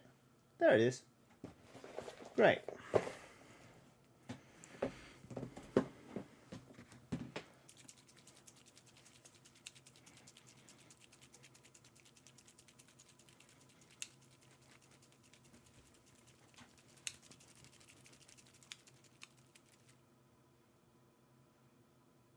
Just occurred to me, I'm just shaking another thing endlessly when I could be setting up the Wobbletron, but it's all right. There we go. Okie dokie. Right. Oh, shit. Don't do that. Okay. Reikland Flesh Shade. Reikland Flesh Shade.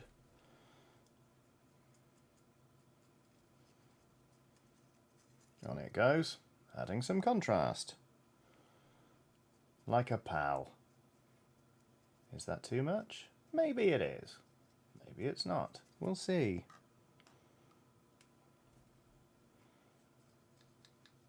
Nah, we're doing alright.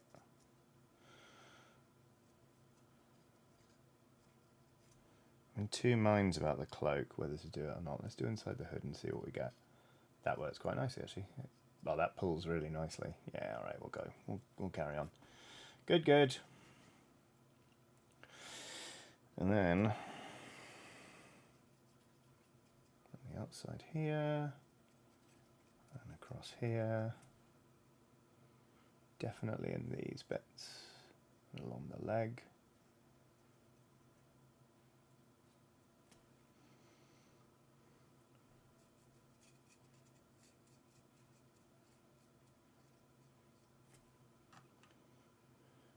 Really want to also hit, I don't know if you can see, there's like a, yeah, sort of like a diamond pattern almost on the cloak here that I want the shade to settle in and pick up.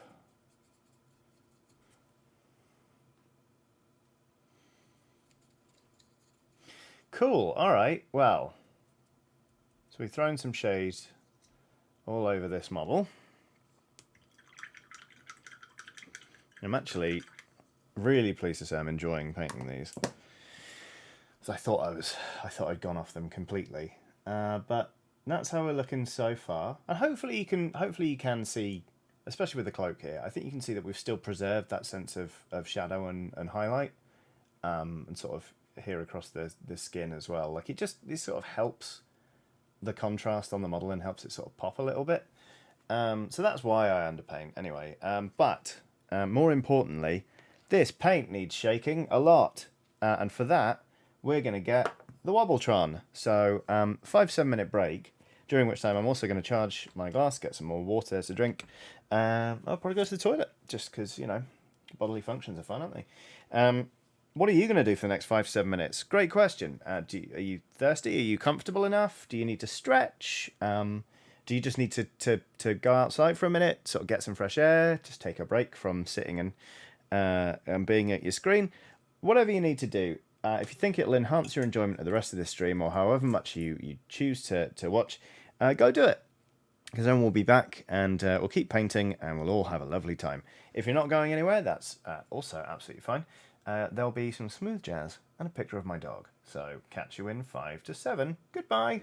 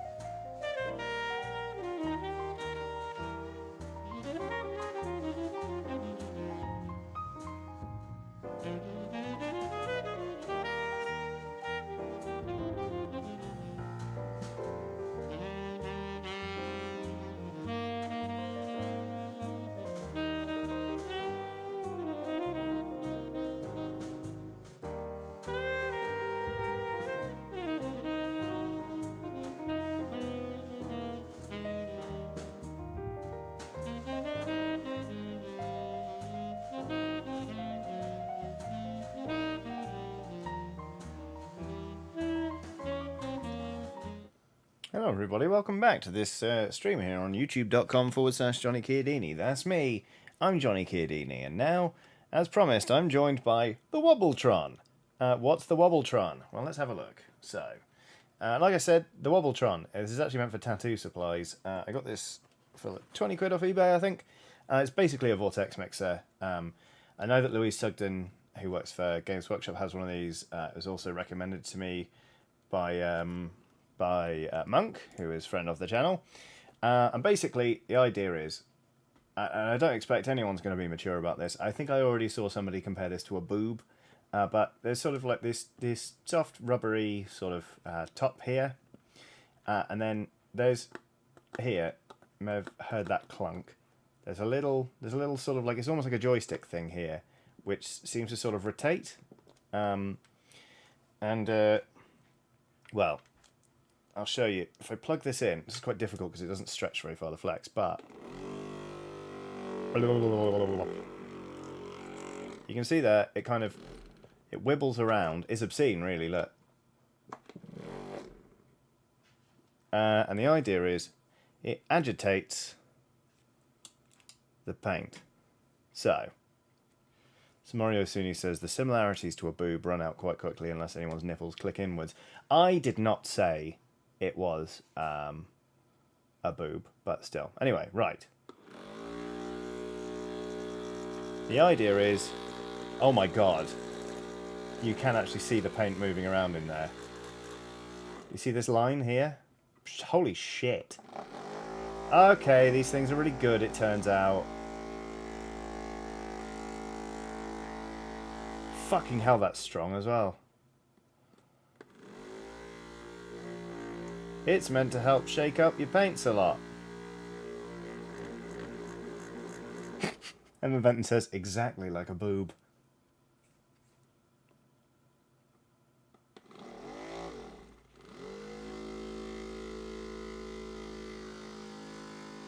This is genuinely very, very strong. James Winter says, get some stainless steel agitator balls for extra mixing. I should. So I haven't used this paint in, I'm going to say 18 months. So it still looks awful, but it really has that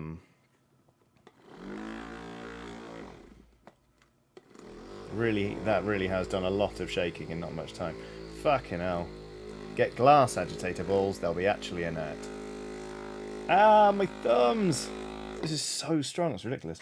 What happens if I put it on the desk? This thing's ridiculous. Good lord.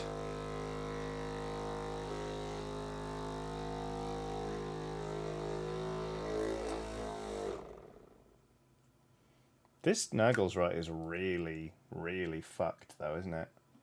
I'm actually gonna... Oh no, it's actually been... No, it's been mixed quite thoroughly. It just needs to be a bit more mixed. Well, that was stupid of me. Why did I think, then, that just the handle of a paintbrush, which I put in my mouth fairly often, could do a better job than the Wobbletron? I'm sorry, Wobbletron. We've only just met, and this is how I treat you. Anyway. Sorry, I realised I was wobbling off camera.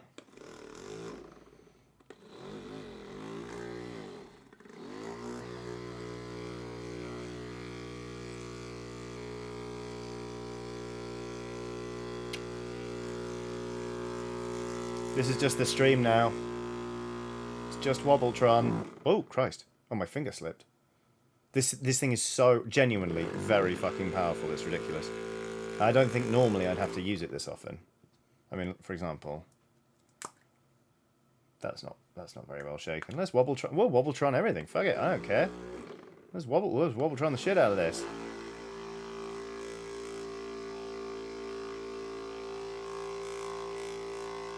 Oh god, using this actually makes me feel a little bit sick. So that'll be agitated. I really do feel like the Naggles rot is something. It's weird. It's normally a lot more vibrant. A lot more vibrant, but we'll give it a go. Anyway, that's the Wobbletron. There we go. Good job, Wobbletron. I'm actually going to unplug you, because I don't trust this situation enough to keep it plugged in at all times, if I'm perfectly fucking honest with you. But welcome to the family, Wobbletron. Good Luck or a Quick Death has done a super chat. Good Luck or a Quick Death has not added a message, because Good Luck or a Quick Death is the strong, stoic, supportive type. Will says, oh yeah, nah. Yep, yeah, that's not staying plugged in. No thank you. But hey ho. So yeah, that's the Wobbletron. I've got some Nurgles right on my elbow now. That's annoying.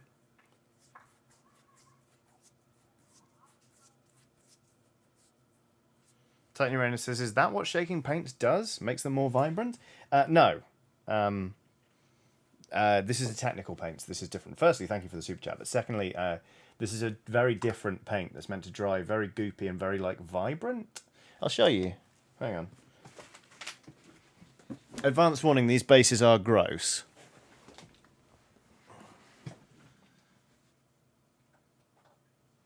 But this is a Nurgle team I painted. My friend actually did these bases, but that's what Nurgle's rot normally dries to. You see how it's like snot? So it's really just like gungy. And then if you look at this, that's so much more done. It's like really matte. I don't know if it settles, but yeah. Anyway, yeah, my friend did the bases for these, which is... He did a great job, because I hate basing. And he was like, oh, he borrowed these for a tournament. So he was like, I'll base him. I was like, please do. So that's where they live. Anyway. Maybe I'm not going to use Nurgle's rot. Let's have a look. Oh, is that what shaking paint does? Makes them more vibrant, as in vibrate? Understood.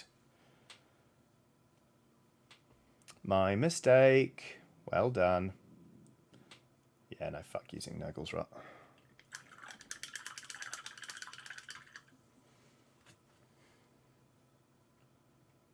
I'll use Moot Green, which we've also shaken up. Well, we had a good run pot of Nurgle's rot, didn't we? Not really, but hey ho.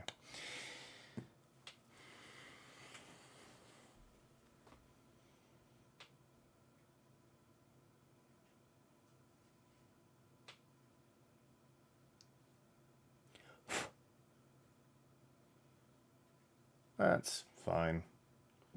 We can add some more stuff into that. It only needs to be like the suggestion of guns, doesn't it? I quite like it, actually. Accidentally got some on the chest. Flood it with water.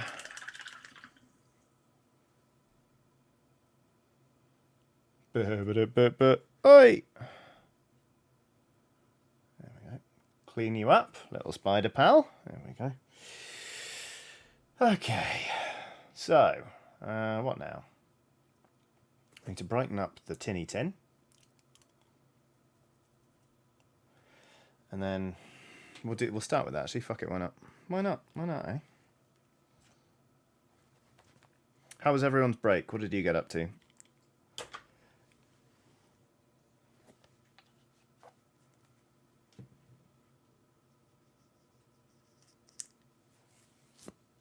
I hope you enjoyed it.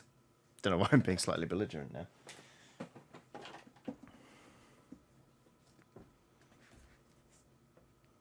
The nice switch says, I am painting the blood pair.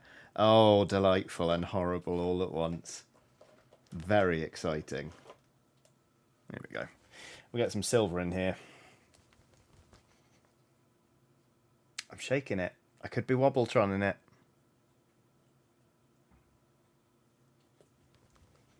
It's fine, it's fine, it's fine, it's fine.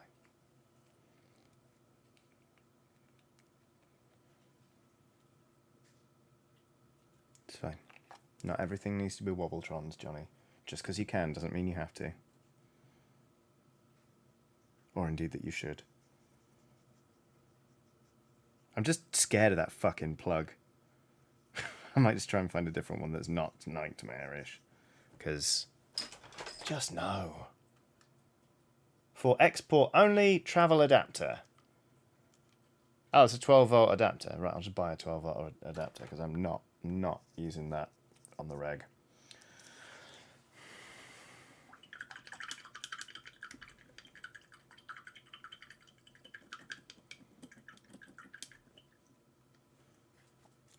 Ah, Nice Switch is painting the pixel. Sorry, it's painting the Blood Pair inspired by Mr. Tom for the Win's Blood Pair pixel art, which was absolutely fucking delightful, I have to say.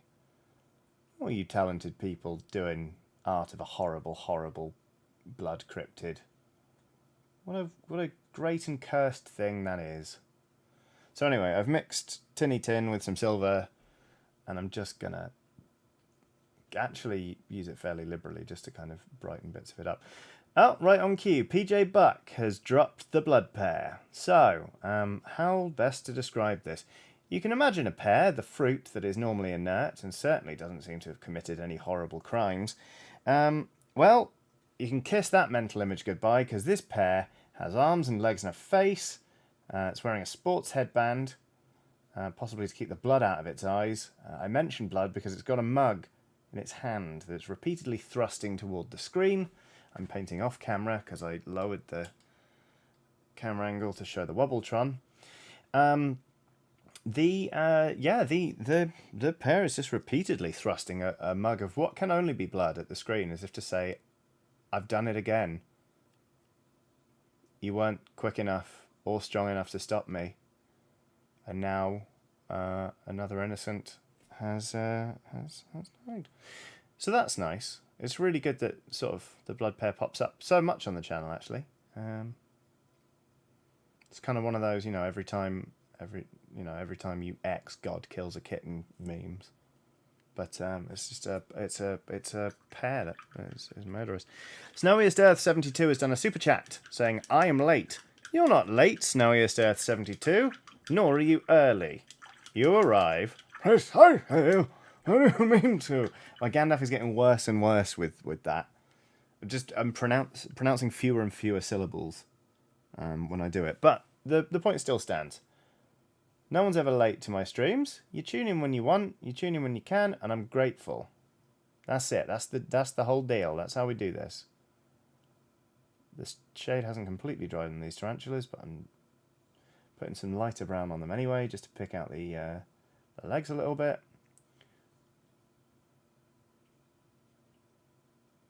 Actually quite happy with how that looks. Alex Simpkin has done a super chat saying, "Hey Johnny, here's a token of my appreciation. I was wondering what's been your most and least favourite Ox venture and why?" Oh. Favourites.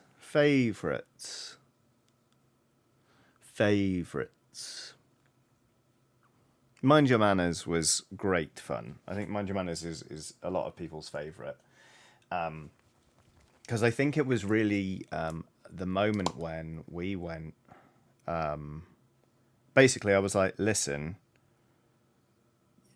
go wild. I was like, split the party, go. I was basically this. I feel like it was a real encouragement for them for me to be like, look, social stealth is always really fun. You can't hurt me. Just go off and do what you want in this adventure, and it'll all be good. Just basically, I literally said to them before, hit me hard. And so I wanted them to really push the boundaries of it and just fuck around, but also like it was a fun story and like the vibe was really good in the room and it's just a lovely audience and yeah, that was one of my favorites. I sort of came away from that being like, I really think we did a job on that one. Not that we've not done well before, but like that to me felt like a step up for the Ox venture as a whole, and I loved it. Least favorite. It's probably, like during the pandemic, we ended up doing an Ox venture every 2 weeks, but they were all live. I felt like I was starting to lose my grip on it a little bit because I felt like I wasn't telling interesting stories with it, and we were just doing things that needed to be wrapped up and were sort of already bottle episodes. And I remember feeling distinctly uneasy about the one. I don't even remember the adventure very well, but it's like the Cyclops who's moving house. Are they moving house? I can't even remember. But that, basically, that one I was like, I'm just not sure about that. So that one was my least favourite, I think. But, you know.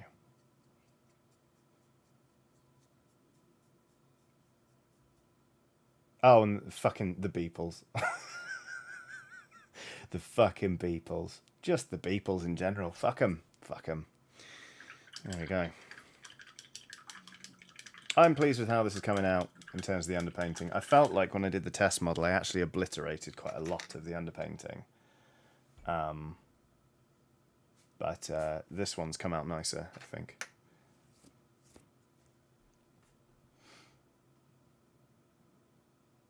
I see you, Tegan Evans, popping a little B emote into the chat. Don't you dare. How could you? Nasty. Oh! Just dropped my paintbrush. I got so annoyed. Wasn't actually annoyed, but you know what I mean. My phone's just gone but, so I'm just going to look at that. Because it kind of needs to be on comms today. For reasons. Give me 1 sec, chat. Thanks.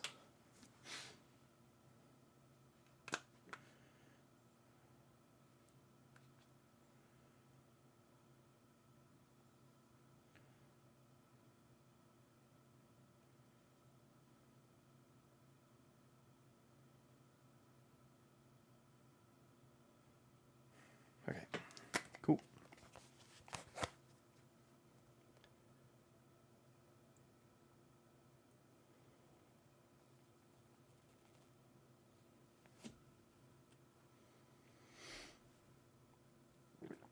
So, what do we need to do? Layer up the skin. Pick out some final metal details like the eyes on this thing. Get some contrast paint on that swoopy sucker. And then I sort of kind of feel that less is more with this. I'm not going to go wild with like highlighting all the cloth. I quite like the way it looks now. Kind of like earthy rather than really, really crisp. Kind of looks kind of dirty and like it smells weird. So we're going to go with that.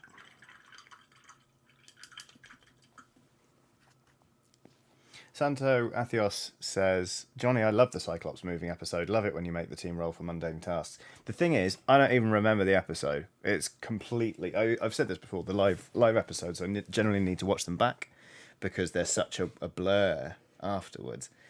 So I haven't watched that one back, and all I remember is feeling uneasy and like I didn't really have control of the Oxventure. Or not control of the Oxventure, that makes me sound megalomaniacal. But I mean, like, I didn't really have control of the situation as a GM, or like I felt like I'd lost my hand on the tiller, basically. Anyway, welcome to another edition of Non-Binary Person Looks for a Paint. Today we're looking for Apothecary White, which always takes me ages to find. That's liquid green stuff, so it's not that one. Oh, there it is. Dana. Thomas Tomasi says, do you like Matt Berry? Yeah, Matt Berry used to drink in a pub really near my old flat. So I used to drink in there a fair amount. This is when I was still at uni. And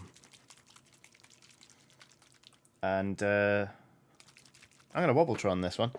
I used to drink in there a fair amount, and he would always be in there. So I've spent a surprising amount of time around Matt Berry. There you go. Will says Apothecary White is prime wobbler food, actually. Yeah. Alex Simpkins says, when do you ever have control of the Oxventure? They're so derailed all the time. Yeah. But at the same time, there's derailing and then there's not having an idea in the first place. You know, like, I don't... When they derail me, it's always fine. It's just, you know, people are like, he, they're having to do a lot of thinking on the spot. But that's very different to, I don't feel like this is a good adventure. You know what I mean? So... here is Apothecary White. Let's Wobbletron it.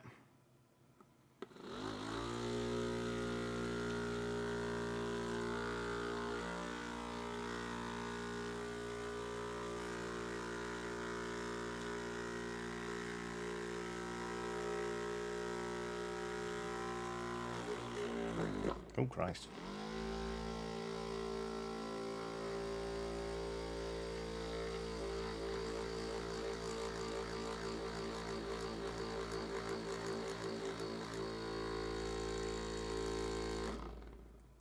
That's just fucking... I love you, Wobbletron. You're brilliant. Let's do a little bit more. Upside down. Whoa, crazy.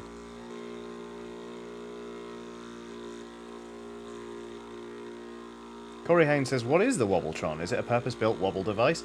Yes, it's meant for agitating tattoo paints, actually. It's a tattoo ink shaker, according to the Wobbletron itself, but... Oh no, Rudy Gerber says, lol, they started the Wobbletron and our dog bolted for the door. Sorry. Boston doesn't give a fuck about the Wobbletron, which is quite nice.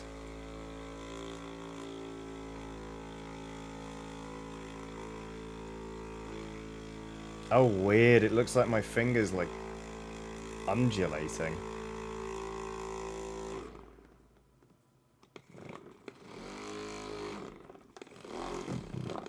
This'll do.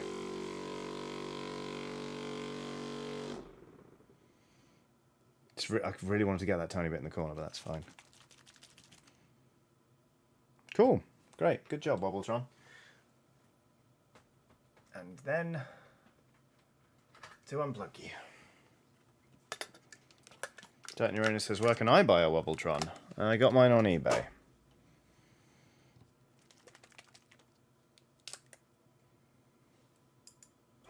Captain Crimbo says, I arrived to strange vibrating devices. A departure, but on brand, I'd say. Rudy says, don't worry, they're looking for cars to bark at. Okay, that's good.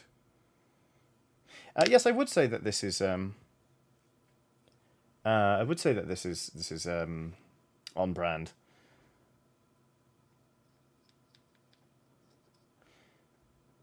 Vanessa Kettering says, is that paint or a growing out injury on their finger? Paint.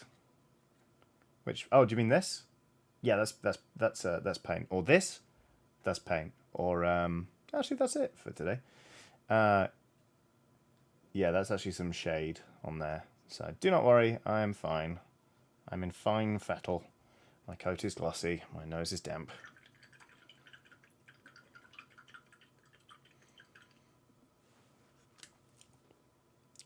Right. We're going to switch brushes. Only took 2 hours, didn't it? We're going to switch brushes. So everybody, we're putting down the synthetic small base brush, and we're just going to go for... This is a Green Stuff World synthetic brush. It's a 0, so like hopefully you can see there. Like the tip's pretty small, pretty pointed. And it's just, you know what, this brush is not great for basing, but it's really good for just gently layering up smaller areas. So what I'm gonna do is get some pale flesh here. You can see it on my thumb. And I'm just going to come in and highlight this musculature a little bit, like this. Again, this seems very, very light, because it is. But these are kind of like, ew, spider monsters. Like, they're meant to look weird. So, get off my back. Okay. Thanks.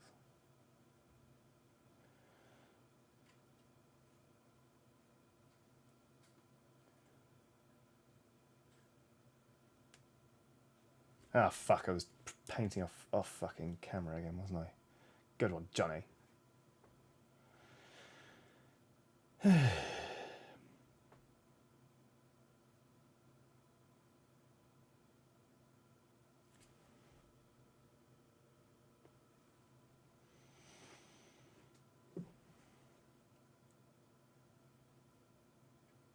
Jesse Wilkins says, don't fancy painting handles. I had one, gave it away. Just didn't get on with it. I can see the appeal broadly, but they're just not for me personally. So I sacked mine off. That looks awful. That bit. Let's go. There we go. That'll do. I'll have to do. Okay. I like, especially sometimes if I'm doing stuff like this, just holding it in my hands like that rather than having like a big thing that, let's face it, looks quite like a butt plug. Nothing against butt plugs, obviously. But, yeah, just not for me. The paint handles. Butt plugs are great.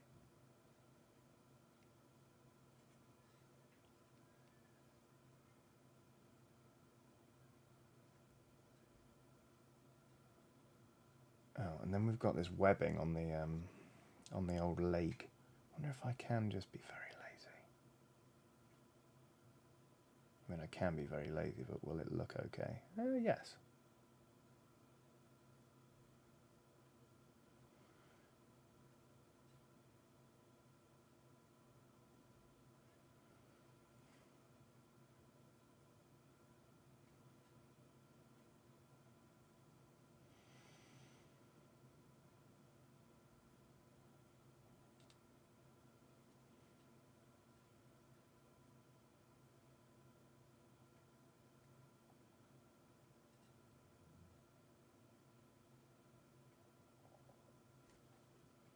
All right.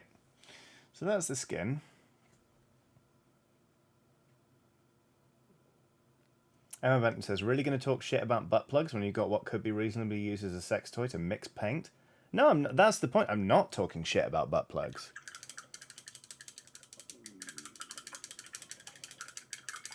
Very deliberately not talking shit about butt plugs.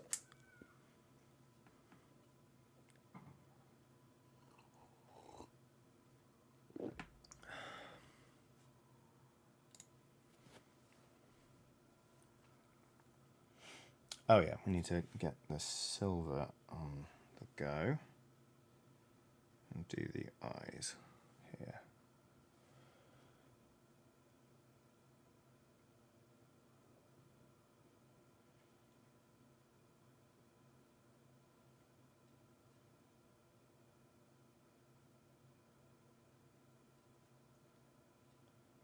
So many eyes. Horrifying. Angel Beat says, butt plugs. Woo woo. There you go.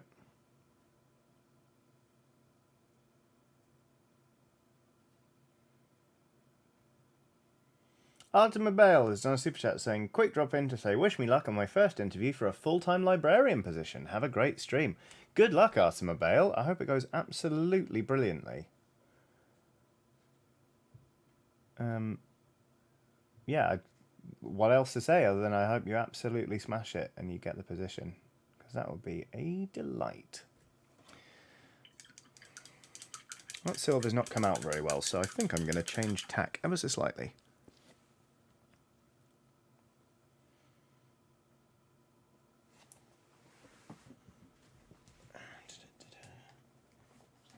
Hello, welcome to the binary paint thing. This week, where's the thing? Oh wait, no, I know I have it. Not that. Okay, I'm actually interested again. Welcome to another edition of Non-Binary Person Looks Through a Box of Paints. This week, I've got Contrast Talisar Blue, but that's not what I'm looking for. I know I've got Soulstone Blue here, which is not a good paint, but could be handy. Is that it? There it is, Soulstone Blue. But also, I know for a fact, talking of not very good paints, I've got Ethematic Contrast here. So Ethematic Blue. Oh, we're going to Wobbletron this. Looks like a delicious cocktail. Looks like something you'd serve to children in centre parks. Talking of children. Shut up. All of you. Right, we're going to plug in the Wobbletron again. I can probably just leave it plugged in for the stream, but you know, whatever. Okay. Yep. All right. This, hold on to your butts, because this one's going to be satisfying. Emma Benton says, don't serve children cocktails. Oh, I did mean like virgin cocktails. Oh, shit. Oh, God. No, it's fine. It's mostly fine.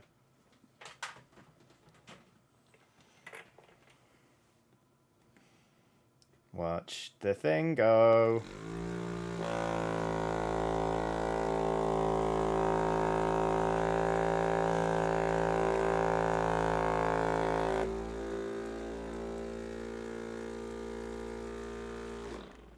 I mean, that's just fucking... This Wobbletron's great. Love Wobbletron.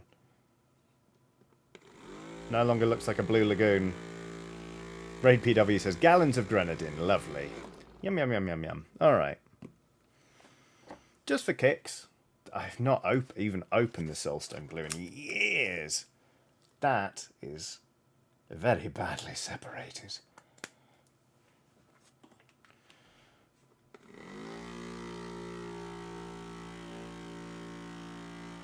Anonymous says, don't serve children cocktails, keep it to neat gin. For possible legal reasons, I just want to remind everyone that I didn't say that at all.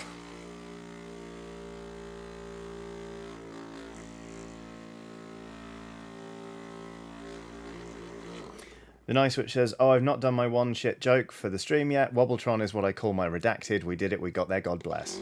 Wonderful.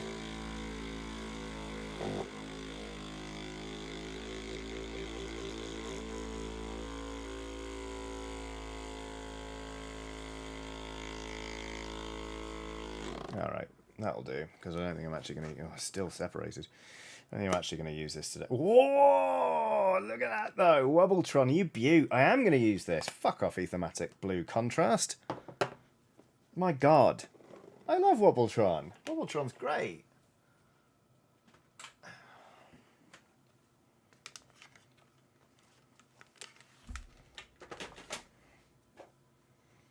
Okay, we're gonna change brush to Rosemary and Co. Kalinsky Sable Series 33/0, really small brush. And then what we're gonna do is just get some of this paint, very small amount, straight on our brush. Oh yeah, this paint sucks. I forgot how bad this paint sucks. And then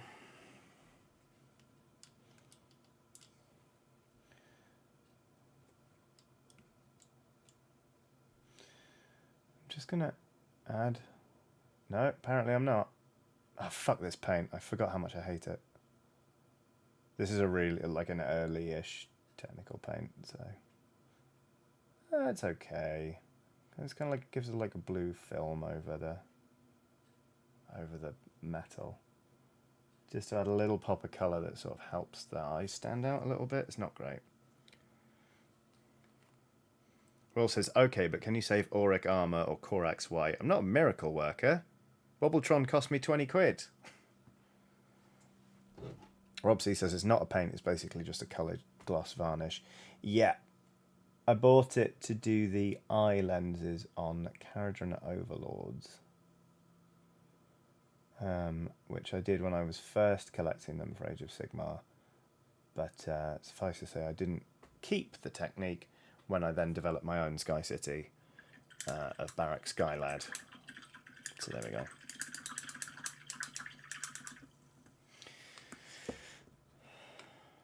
There we go. You use Soulstone Blue. Wobbletron, my God. You're taking me to places I never thought I'd revisit. Anyway, we're switching brushes again. Back to our Green Stuff World Zero Synthetic. Because I just want to pay a little bit more attention again to these little spoders. A little bit more brown on the edges here. On the legs, it's on the tip of the legs. Bit like that. And then I'll be perfectly honest with you, for tabletop quality and doing... having to do a whole warband of these, I'm happy to call this one done. So that is what it looks like when we take one of our underpainted miniatures and we paint it. You can still see the bits that were dark and light, but now they've got colour on them. The end. I am actually pleased with the way that came out in terms of underpainting. Underpainting just like really helps elevate a model in my experience. Like I really like doing it. So yeah, there we go. I'll pop that on my Instagram later, Kiadini_paints. Now the question is, what do we do? Do we just do it again? I guess we could just do it again. Let's do it again. Let's pick some interesting ones. That's a fun sculpt, isn't it? I like that one. Let's do a small batch. At least start a small batch. Let's do a batch of 2. 2? We do 3? Hang on, 2. I'll do 3. We'll do 3. We'll do 3. It's fine. No, we're doing 2. I'm doing 2. I don't want to get bored doing these. So we're going to keep the batches small. Basic batches. Ha ha ha. Ha ha ha.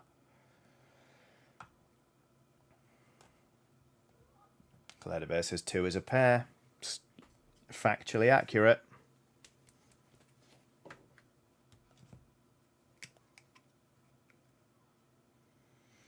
Kislev Flash. It's Kislev Flash. Whoa.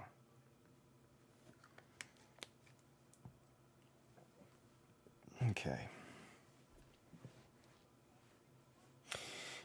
Monk says, how are you finding the new Warcry? I meant to ask t'other day, but we threw water at kids in the pub. I haven't actually had a look at the new rules. I've seen like that post that's talking about how you can get reactions, which I think is smart. But I've not played Warcry in years.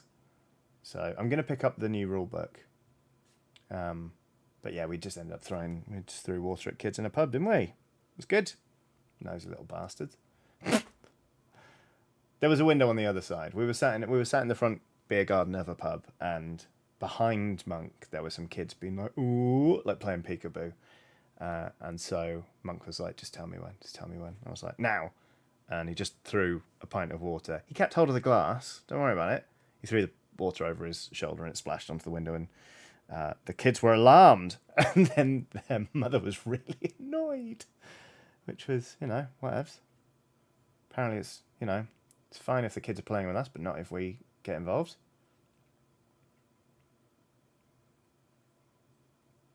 Which is funny, because I thought it was a pub, not a fucking soft play area, but... Claire de Bear has done a super sticker. The super sticker is of our friend is of the pair. It's of the pair that frequently arrives on the channel. The pair is now sort of giggling in a sort of embarrassed, like, hee, you're painting too, and that's a pair sort of way, which is nice, because it's, the longer the pair spends doing that, the less time it's off killing people. So, and Nick Jeffrey has done a super chat saying, hi Johnny, so you're painting spiders, eh? I do hope they're not intended as a gift for Ellen. No, she can't have my Warhammer. Also, she's afraid of spiders. You know this and I know this, and that's why you're asking. And he also says, also, are their butts as good as Peter Parker's? Not really, no. No one's butt's as good as Peter Parker's. Pert and perky Peter Parker. Picked a pickled posterior. Jack Wood says, our sworn enemy, the pair. The Nice Witch says, the pair is a friend. I don't know who to believe.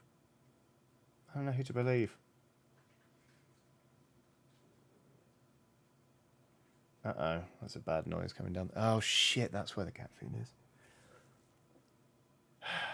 Give me 2 minutes, chat. I can hear a cat getting into some cat food, which, in fairness, I've been trying to find because they've not been fed since this morning. So give me 1 sec. I'm going to go to the Be Right Back screen. I'll be literally 2 minutes. I'm just going to feed the cats. Because otherwise they're just going to wreck the house. Be right back.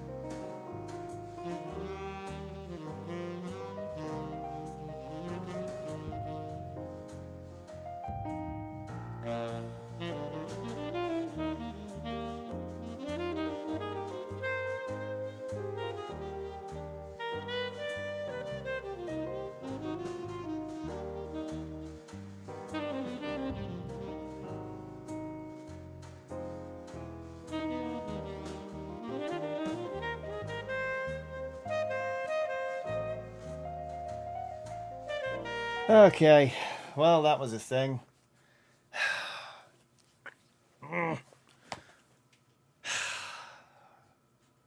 Luna got into the box of cat food and has ruined 3 sachets of cat food. And the problem is right now we've got to just basically it's a eat your. It's a dickhead circus in this flat. Because both of the adult cats, they don't want to eat their own food. They want to eat the kitten's food. The kitten wants to eat the dog food. The dog wants to eat the cat food. Watson, come here. Nobody wants to eat what they're meant to eat. The other day it was 2 a.m. and I was feeding the kitten, and you know what? It smelled so the kitten food smelled so much like corned beef that for a second I was like, that smells good. It's horrible. Horrible. Meal times are exhausting. It's just like, no, you stay there, you eat that. You're a dog. You eat the dog food. Kitten, you eat the kitten food. I mean, to be fair to her, this morning she ate the kitten food and then both of the cats' meals. And the cats are just like, we don't know what we want. It's wild.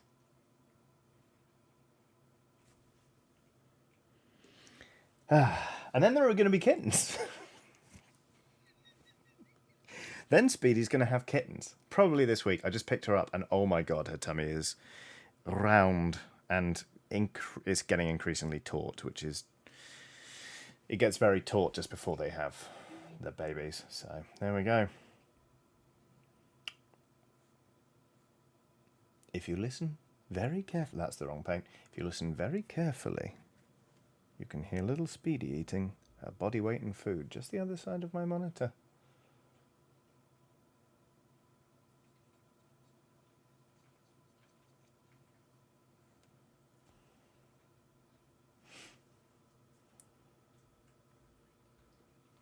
Thomas Tomasi says, pregnant cat can eat whatever she wants, damn it. She tried to eat my pasta the other day. I sat down to eat, and she literally came out of hiding and was like...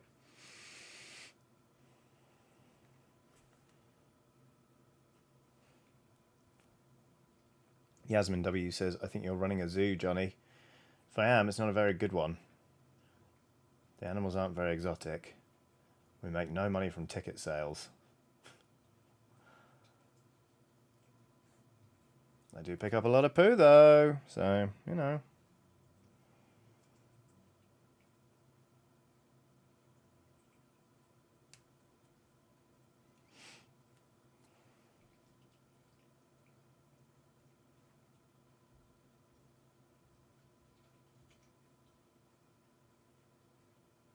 I just want to reiterate, I didn't eat the cat food. It's just for a moment, I was like, that smells pretty good.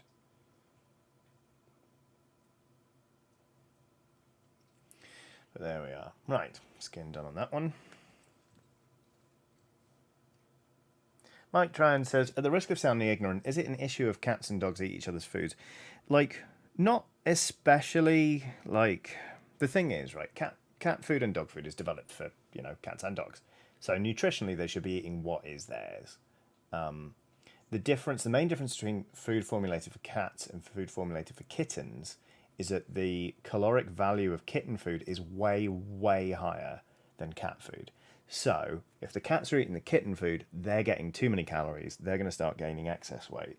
And if the kitten eats loads of the cat food, the cat's not going to get enough nutrition, which is especially important since she's A, growing, but B, pregnant. Whereas the dog needs to stay in her own lane mostly. Like, the dog needs to mind her own business, but also, like, it can... Wild food changes, especially if it's very rich food, like, say, kitten food, can mess with a dog's butt. And as a person who has to pick up everything that comes out of Watson's butt, it generally is in my best interest to make sure she eats what she's supposed to. So no one's going to get sick, but it's for the best if everyone just eats their own stuff. It's, however, a lot easier for me to explain that to you than to actually realise it as a goal within this house. But we'll get there eventually, or we won't. Either way. Maybe I'll just give up and everyone can eat what they want. I'll eat the kitten food. Watson can have some oven chips. We'll just see. We'll see how we go.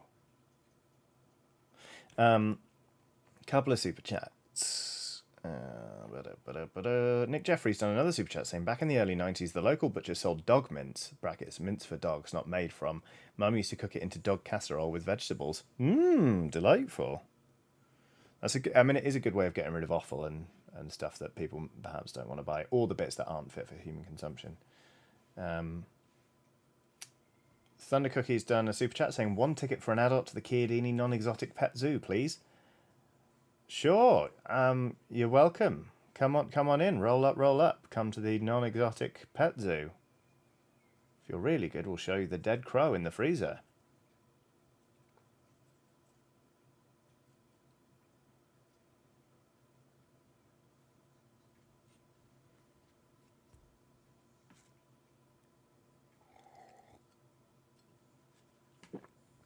Thomas Tomasi says, I never knew pet interactions were so serious. What happens when they steal each other's toys? House Wars 1?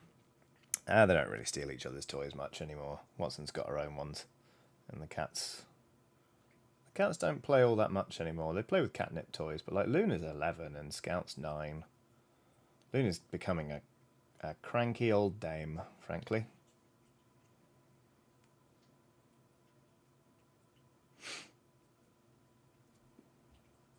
Cheerful Spider says, do you genuinely have a dead crow in your freezer? Because that seems like about 50-50.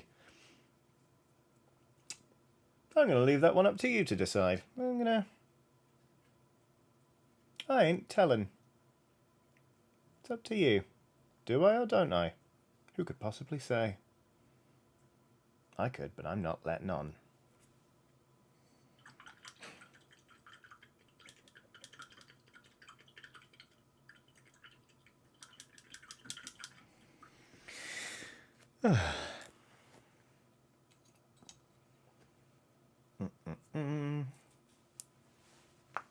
Oh, did you hear that one?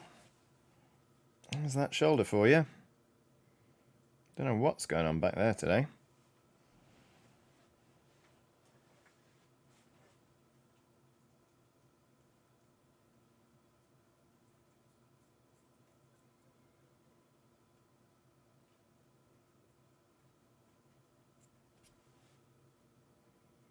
Oh, come on. That was messy. Let's get a smooth coat on here, Johnny. Let's slow down. So now you've got a painterly style and everything, but that doesn't mean you can just lob paint on a model and say you've done a good job. Tell you what, I haven't done a good job is the skin on this model.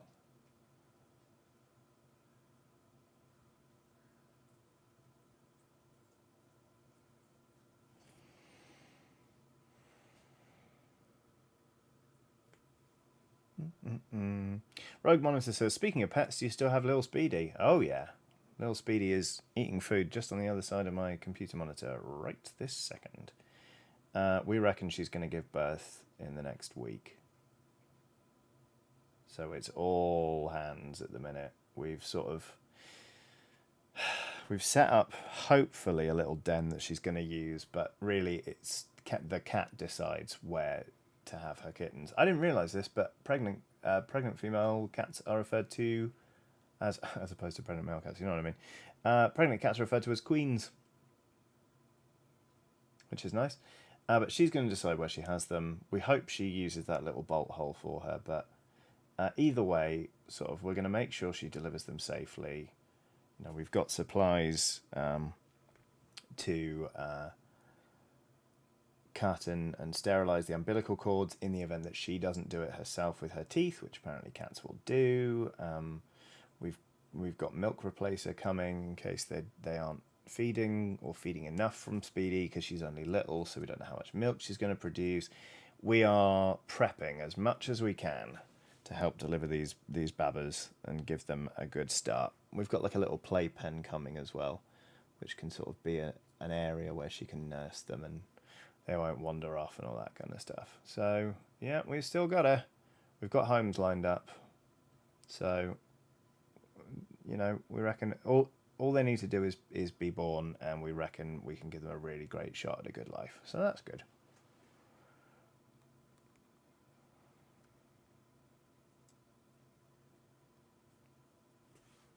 Also means there'll be kitten pictures before too long. I do love Speedy. Like, I think she's wonderful. And if I could, I would handle her all the time. But she's so pregnant. When I pick her up, she's like, oh, because she's just got such a taut little tum. Thuri Weaver says, I set up a spot for our pregnant cat as a kid in my room. She picked my bed under the covers instead. So much laundry. I can't. Please, no. I need that bed to sleep in. God, I think that's the worst case scenario. Second worst case scenario is the footwell of this desk, but still. Nick Jeffrey's done another super chat saying a bird in the freezer is better than two in the bush. Longer cooking time though. Rogue Monos has done a super chat saying kitten fund. Thank you very much. That's very, very kind. Yeah, she's kitten supplies. You know what it's like. But thank you. That's really kind and very much appreciated.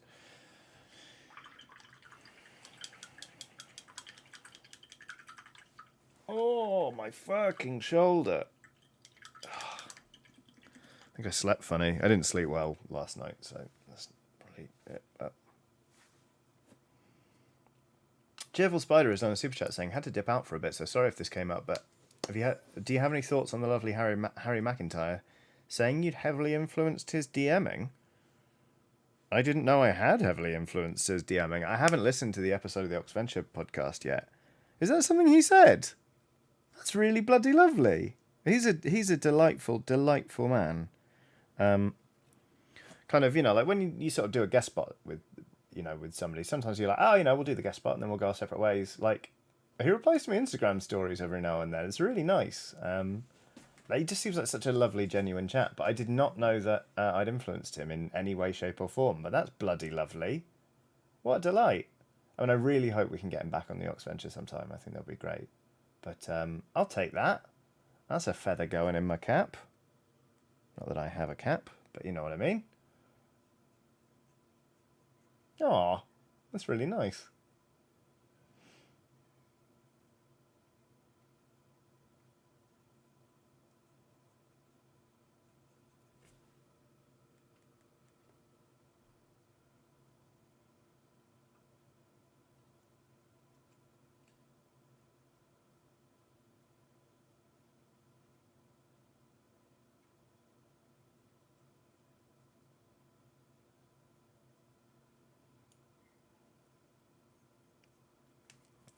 Treeman says, if you look at it from the animal's perspective, she's looking for the safest spot she can find for offspring and chose your personal space. That's a nice way of looking at it.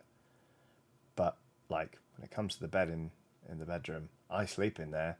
So does the dog. And also my wife. Like, it's fucking occupado, mate. Bed's full. Sorry, Speeds. But no. Oh, God. Oh, no. Oh, dear. Adam G says, you want a cap for your feather? We can sort that out. I do not look good in hats, I'm afraid. Especially since I'm growing my hair out again. The best I can do is a beanie, and I've got a couple of beanies. I like my beanies. I like wearing those, but when it comes to other hats, can't do it. Don't look good. Baseball caps? Absolutely not. Newsboys, tried it for a while, not my thing. Fedoras, absolutely not. Pork pie hat, I don't play a brass instrument. Don't get me wrong, I'd like there to be a hat that worked for me, but it's not. It's just, I'll wear a beanie, thanks.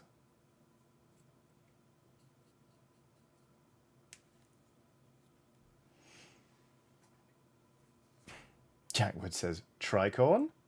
Very good. Steve Gilly says, Stetson? Couldn't do a Stetson either. I do have a cowboy hat from when I used to play Deadlands. It's ever so slightly too small in my head. I do love it, but I'm not... The thing is, right, when you're a mask presenting person in the UK with a beard, I feel like you've got to hit a certain age and a certain level of like distinguished features to wear like a hat like a Pratchett hat and not look like a tool, you know? I don't know when it is, I don't know what that line is, but there comes a time when you can go from walking around in a hat and everyone's just like, you're a tosser, to wearing a hat like Terry Pratchett and everyone's just like, yes, this is distinguished, you know? But I believe very passionately that I'm not there. Tegan Evans says, dye your beard grey. It's going grey in its own time. I have, actually I've got a lot of grey hairs up here. They don't really show up on camera for now. But, oh Lord, there's a lot of them.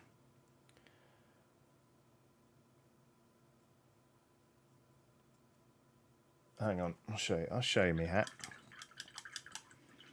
Titan Uranus says, I think you have kind of passed the Pratchett line. Now watch this. Watch this, you well-intentioned fool. Ugh. It's alright, Pig, sorry. Ugh. Hat.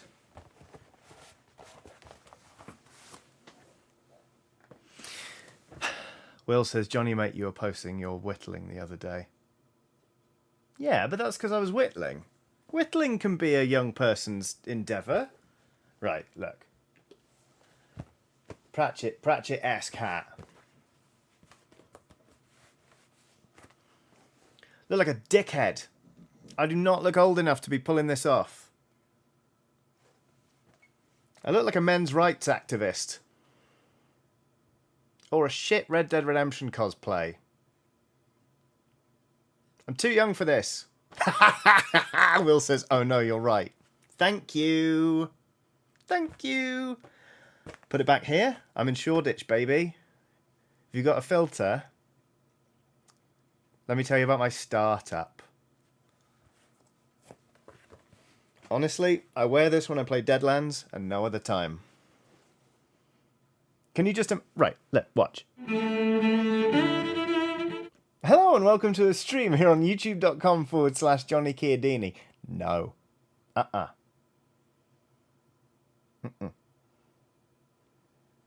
James Cottam says, oh no, they're about to sell us NFTs. And Killick Fergic says, it's a nice hat. It is a nice hat. I love this hat. Can't wear it out in public. You can see what... that's why it's dusty. My skeleton pals. Can't do it. Can't fucking do it. Give me 30 years. Give me 30 years. Jiffle Spider says, I think that hat is too small. It is too small. Unfortunately.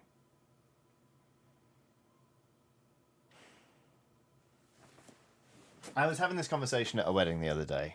I think you can do hair or you can do I'm a hat guy. You can't do both. It is too small. I mean, look, here's the thing. If I put my glasses on as well. Hello? Tickets, please. Welcome to the library. I'm here to do a presentation on Marvel through the ages. It's not good. Will says, actually, the glasses recover it a bit, in my opinion. Not enough, mate. Not enough. Here, look. So anyway, are you going to come see my band later? I play banjo. Yeah, it's great. It's kind of like it's like a new wave, like it's kind of like Dungeon Synth meets like Mumford and Sons. I'd love to do it, but I can't. I just can't. Will says you can't make that joke. You literally do play the banjo. I know. I should have said synth.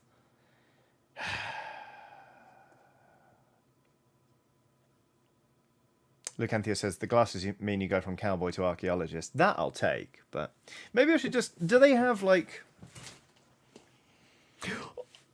Oh!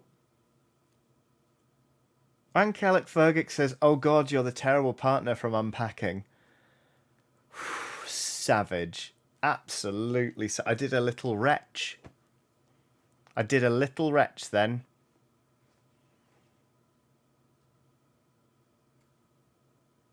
Nope.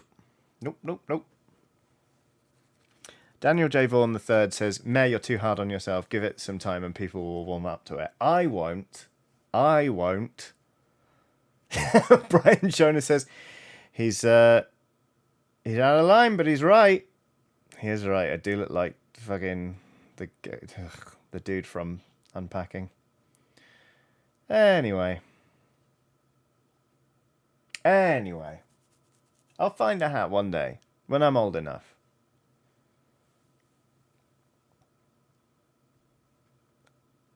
Oh, she. Sorry, Angelic Fergic.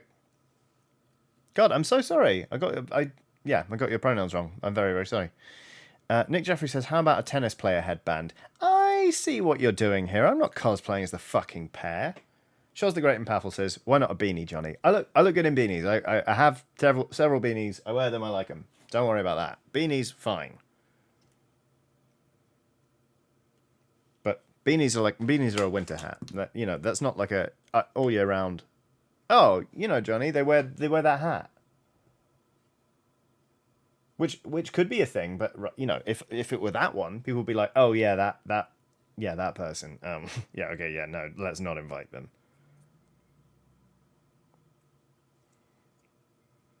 So, oh, yep. Tell you what, we'll do that again, shall we?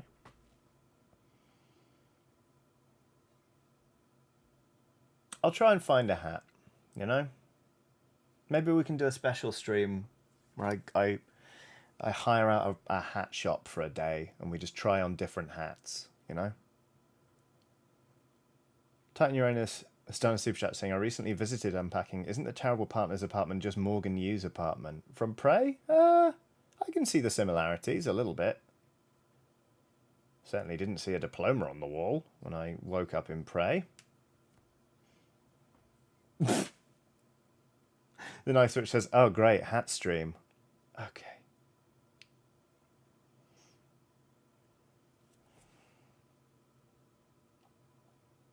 I've got that song in my head now, Will. Thank you so much.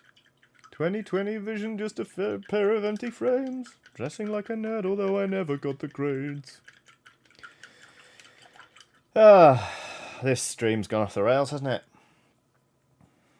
Revolver Rock says, I want to say a hat maker is a milliner? Yes, but isn't a milliner specifically for ladies' hats? Harry Wire says, I've got it, a Santa hat. Absolutely not.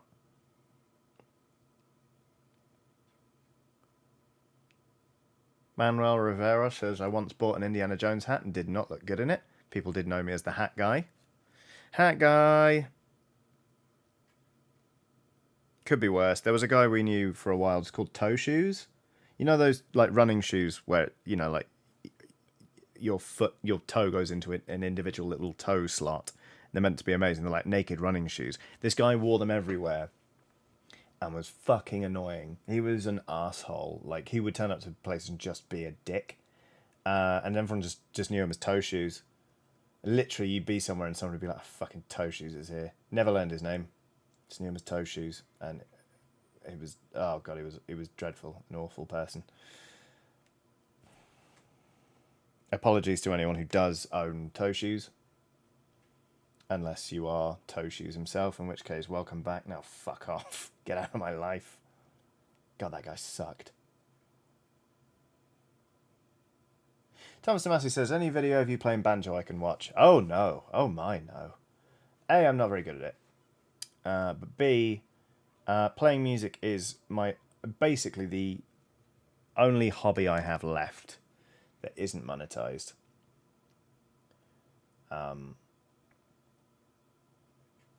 So it's just for me.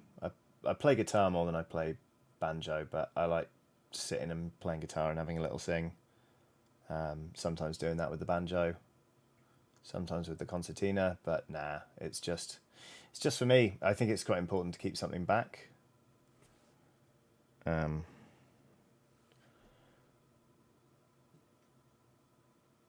Because sometimes I'll be painting, you know, as a hobby because that's how it started and I love doing it. But sometimes it'll just feel a little bit too adjacent to work that I can't enjoy it in the same way. So I want to make sure that there is at least one thing that is just for me, basically.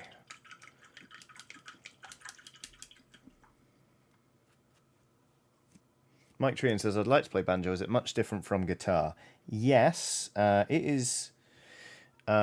It's got an open tuning, which is really good fun. You know what? Picking up the chords is... Oh, that's not the right paint. Picking up simple chords isn't that hard. Rolls are very difficult. I'm no good at those, really. I know a couple of them. I would say the biggest difference, and I found this for the concertina as well, the biggest difference to playing banjo over guitar is that the guitar community is extremely well served, like absolutely, completely spoiled in terms of tablature and technique and all that kind of stuff. There just isn't the same quantity of information out there for other instruments. And that's not an insurmountable problem, but it is stark. You know, like the number of times I've been like, oh, I really want to play that. Oh, I really want to play it on the thing. You know, like on the concertina, I'll be like, there's no tablature for this anywhere. Or like, you know, the banjo is a bit easier because you can look at the chords. You can look at the chords on, say, Ultimate Guitar.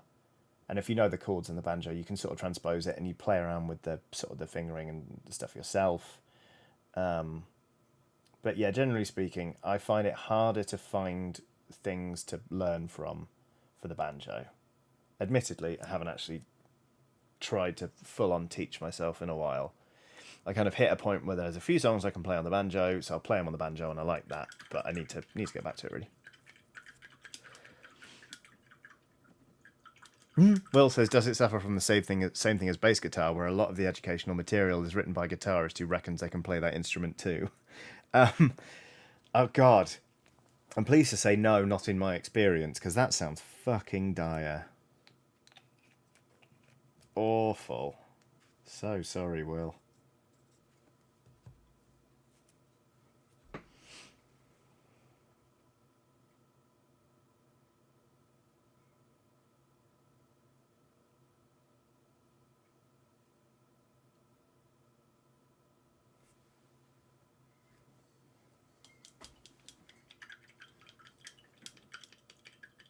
History with Character says, ugh, I need to finally finish this video, but I hate editing so much, lol. Oh, no. Well, I hope it goes quickly. I hope that it's not too painful of an edit. I really like editing, but that's okay, because we're different people and we can like different things.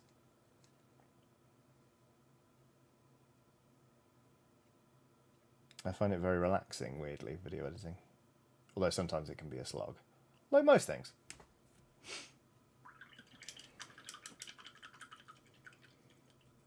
Whoa! Will says I'm lucky enough to have a grade 8 in double bass, so there's transferable stuff there. You're grade 8 in double bass? I didn't know that. Get that one quiet. Holy shit. Which is funny, because a double bass is quite a large instrument, and therefore is quite loud.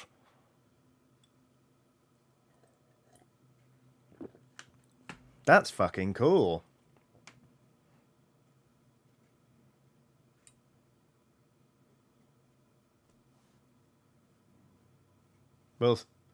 Will says, yeah, it's like a grade 16 in regular bass.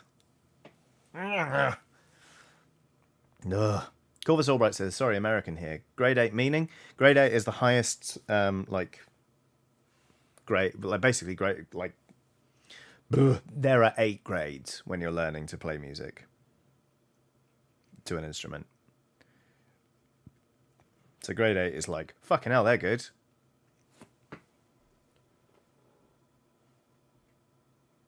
That's great.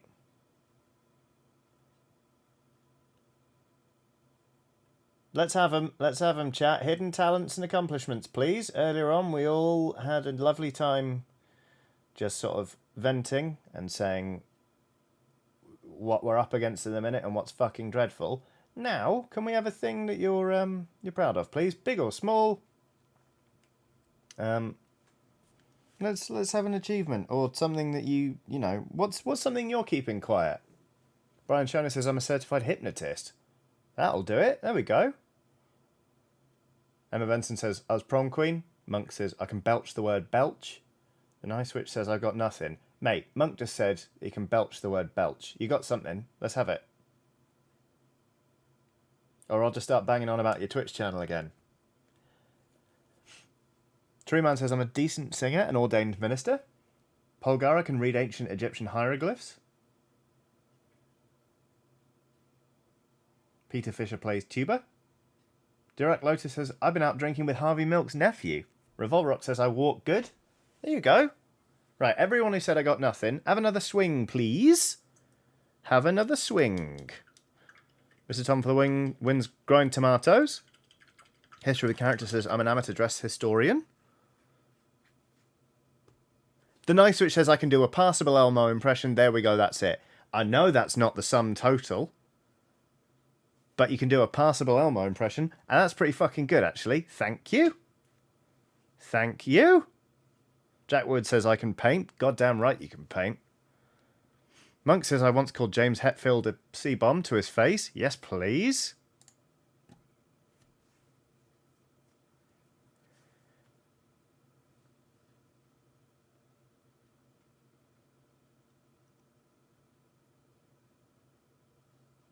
Zach Sells says trained fire spinner.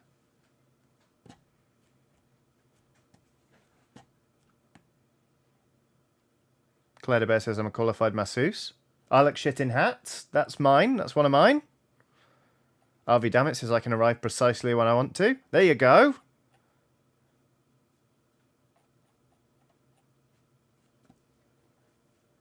Colin Laster, have you had another swing yet? I saw you say I got nothing, and I don't believe you. Oh no, I got one. I did calculus in my head in high school. That's pretty fucking good. Thank you very much.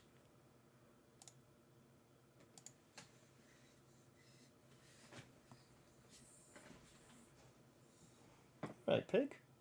Okay. You talented bunch. Good on you. Thury Weaver says I look good in hats. There we go. Glad somebody does. Because, whoa, it ain't me. Is it? No, it ain't.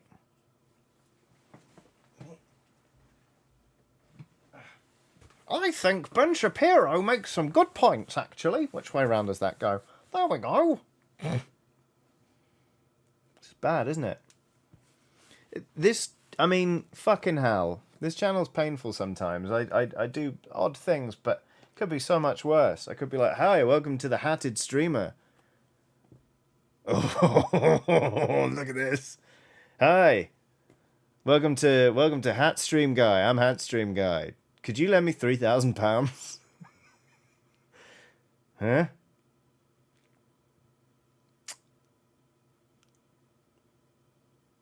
Hi.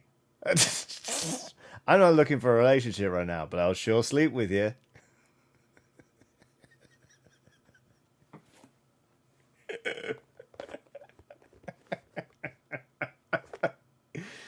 Oh, God.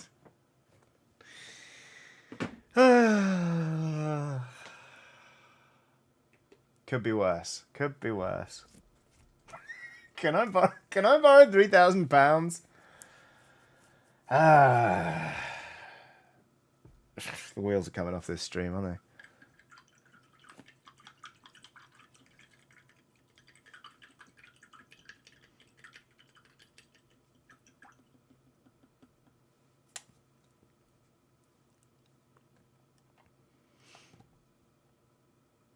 Will says, the Nice Witch is very, very witty and good at surreal humour. I agree. Right, round 3, everybody.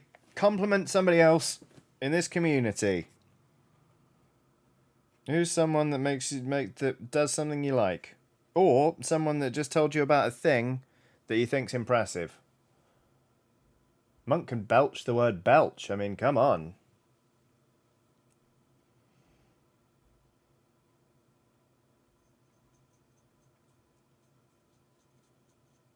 And you can't choose me. Thank you. So we get enough of that in super chats, which is nice. But Brian Shona says Will is a really excellent double bass player. There we go. Claire de Bear says Nick Jeffrey is witty. I'd buy him a drink if I meet him. Jack Wood says Chaos is natural fucking wizard. The Nice Witch says Mr. Tom for the win is a very good pal and a very good dad. History of Character says I like the haikus. Davy Jones says Corvus Albright writes awesome haikus. Chaos says Will is very nice to my small dog despite clearly perceiving him to be a prey animal due to his size. Revolver Rock says I appreciate hearing about history with character. Nick Chanel Smith says I don't remember who posted it originally. It was Chaos, but I still giggle at the word Scandinavian, so thank you whoever you are.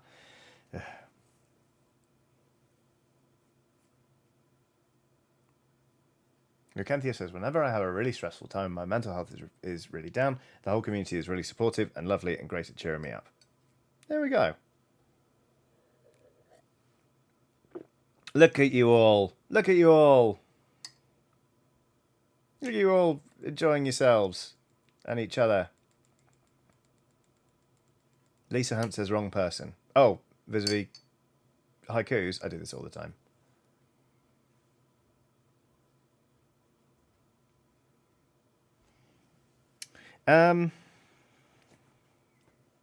This is nice. This is how you sick a community on people. Get them to do, just say nice things to each other. That's how you do it.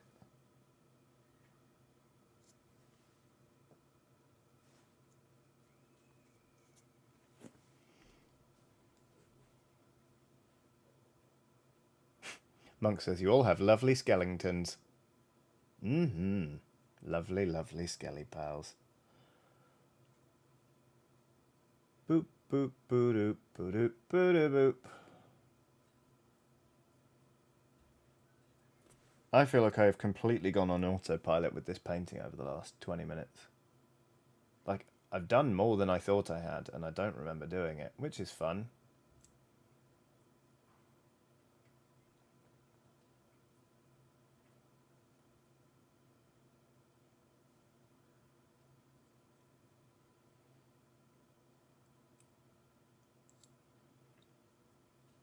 Haha, you appreciate each other.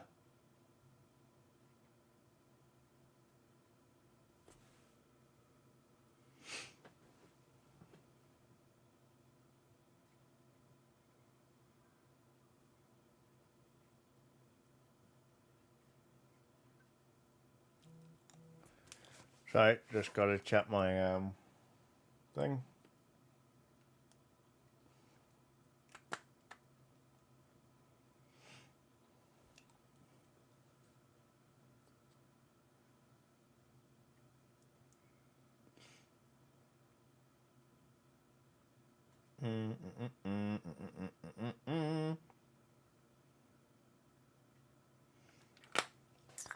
Zach Sells has done a super sticker. The super sticker is of a Shiba Inu wearing a very elaborate outfit. It's sort of like a blue, I want to say headband. Yeah, that's tied at the back. It's like a blue bandana and then an open sort of blue jacket with a dark blue trim.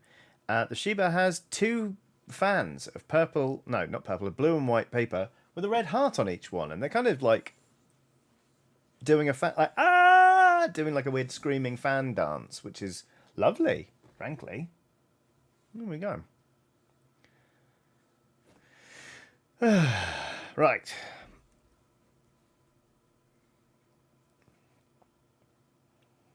What am I doing? I'm waiting to hear back on a message. Just to find out when my wife is coming home. But depending on when that is, I might cut the stream short today rather than going all the way to 8 p.m. Let's just see. So there's some. I don't need to go into it, but I'd like to not be streaming when she gets home, basically. Hup. Hup.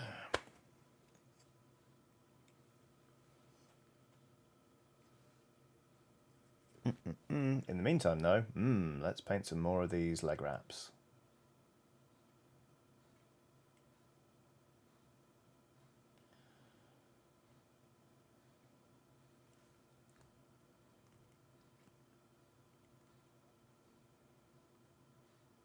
Chris Worsley says, have been watching from the other room, checking in to say, hi Johnny, hi Emma Benton, and all hail the Wobbletron. Wobbletron's a pretty great pal. I don't trust the Wobbletron's power supply at all, but the Wobbletron as a concept, fantastic. So, yeah, we'll be using that again on stream, I have no doubt. I mean, I even enjoyed using Soulstone Blue for once. Cripes.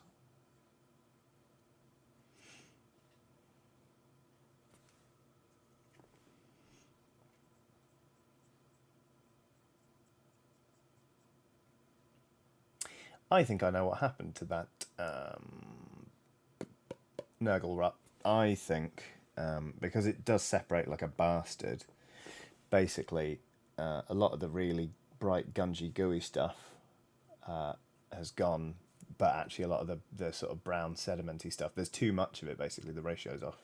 So I think that's why when it's shaken, it goes horrible. It's already starting to look snottier again. Interesting. Well, that's fine. I'm sure I can still use this for something. But I might get a new Nuggles right at some point.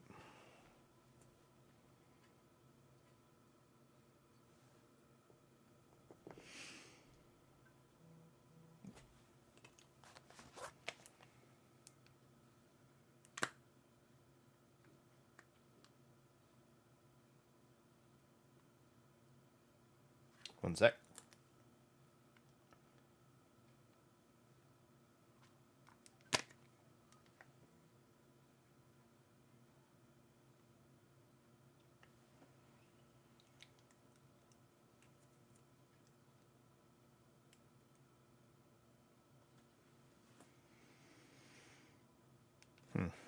Okay.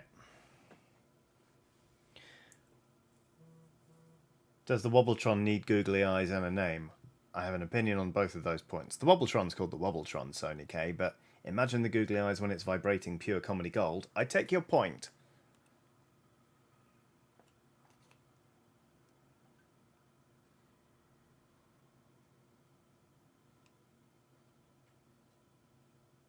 Okay, I'm going to stop streaming in 10 minutes. Sorry to cut it short, but it's important. So there we go. Nick Jeffrey's done another super chat saying, I'd like to say thanks to all the LSPs who have been so supportive regarding my kidney/dialysis issues. Even if I never meet you all, it's helped a ton. That's lovely, Nick. Thank you very much for sharing and also for the super chat and just generally being a cool part of this community. Also, your positivity around the dialysis and stuff is like really inspiring. So there you go. Lisa Hunt sent a super chat saying, don't have anything to say but want to send some money before the end of the stream because it has been a good time and I needed it today. Lisa, that's lovely. Thank you very much.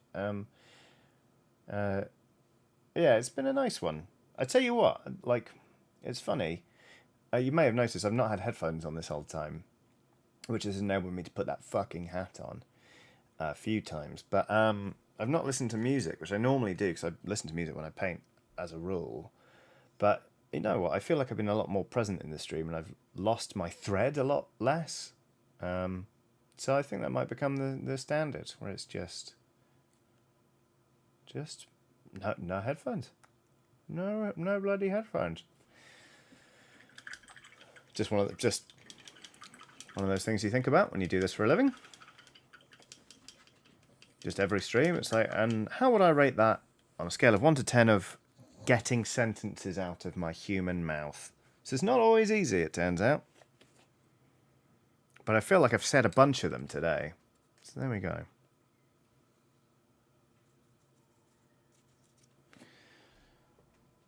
Oh, Just Man Bun actually says, really appreciated the stream, gave me the motivation to get some painting done. I'm very pleased. Like, thank you for being around also. I have actually really enjoyed it. I've really enjoyed just painting. Because I think if I weren't streaming, I wouldn't have painted.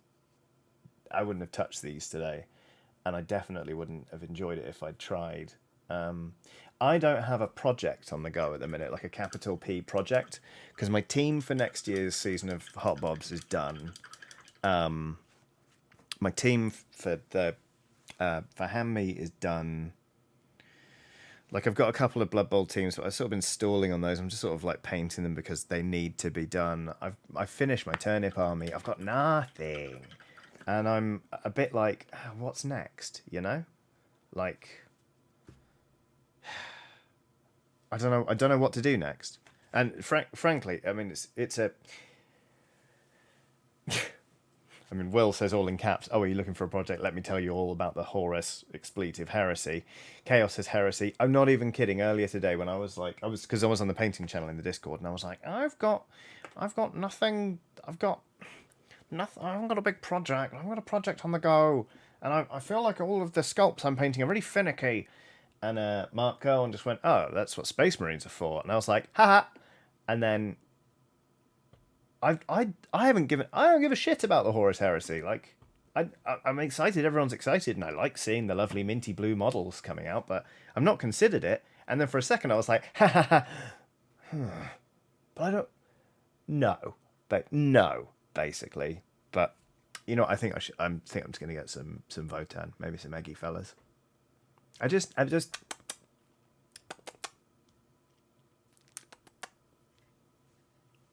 But Johnny, what legion would you like? I don't know, Will. I don't know. Is there a quiz I can take? Stephen Anderson has done a super chat saying, "Last live stream for a while as I start my new job after 6 months of fun employment. Thanks for keeping me sane during my job search. Congratulations on the job, frankly, Stephen. That's great news. And you know, we'll miss having you live, but if you want to catch up on VOD Squad, that's great. But either way, just have a bloody great time." Chaos says, "Yes, there is a quiz." Well, shall I take the quiz? Monk says, "Don't. I'm sat here painting studs. So many shoulder studs."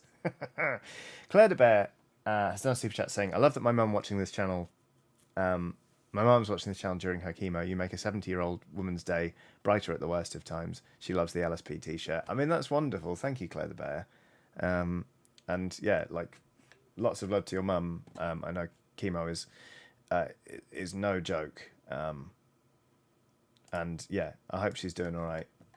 Okay, let's do a Horus Heresy quiz. Let's see. What do I need? Oh, yeah, that'll do. Okay, we'll drag this over. Hang on. Oh, don't dox anyone, Johnny. Don't dox anybody. There's a good pal. Oh, that's bad. That's really bad. Okay, then if we do that, that's fine. And then we'll add... Oh, wait, hang on.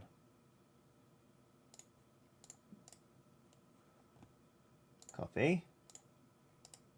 Paste reference. There's me. Hi. Close my inbox. I need to get chat back up. Okay. Okay, we're good. Okay, we're going to do a quiz now. Horus, the War... Why can't I full screen this? It's like I'm on Netflix. Here we go. All right. Horus, the War Master, has communed with dark powers and torn the Imperium asunder. How do you view his actions? This is a pretty fucking big one to start off with, isn't it?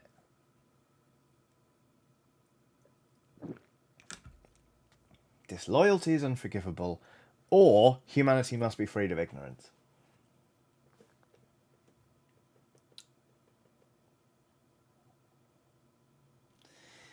Disloyalty is unforgivable. Horrible thing to say. Humanity must be freed of ignorance. Correct. Hang on, I'll move my face. Here's me, look. Mark Owen says, "Are you the baddies or the baddies?" I'm going to say humanity must be freed of ignorance. Scans of the battlefield have detected enemy troop movement in an unexpected quarter. Do we scramble the infantry or call in armoured support? I am always a scramble the infantry person. In every game I play where they're like, "There's a guy on the border," I'm like, uh-oh, I'll bring in more people, but first I must engage them now. So, there we go, scramble the infantry. The scans revealed a heavily defended bunker, and you're tasked with storming it. Strike fast, close the gap, and minimise time in the line of fire. Advance steadily, analysing their weak spots and fields of fire as you approach. Or, on second thought, maybe calling in tanks is the best way to minimise casualties? Probably. Advance steadily, analysing their weak spots and fields of fire as you approach. Why not? When I move in for the kill, do I go bolter or do I go plasma rifle? I go bolter because they're cool and I like the noises. How do I... The enemy army is massing for a major assault. How do I prepare? Do I determine the most likely routes of attack and optimize my defenses accordingly? Or do I respond in kind, deploying massed ranks of troops and powerful war gear to blow them away? Am I painting a horde army? Am I fuck? Click. What will I use to guard my flanks? Either a Contemptor Dreadnought or a Sicarian Omega Tank Destroyer. Both of these are fucking cool models. I think I like the Contemptor Dreadnought more, but that's so cool. I'm going to take the Sicarian Omega Tank Destroyer. Would I rather stand proud atop my fortress walls, implacable in the face of my adversary, or rely on the strength and resilience of heavy robots, massive artillery, and siege fighters?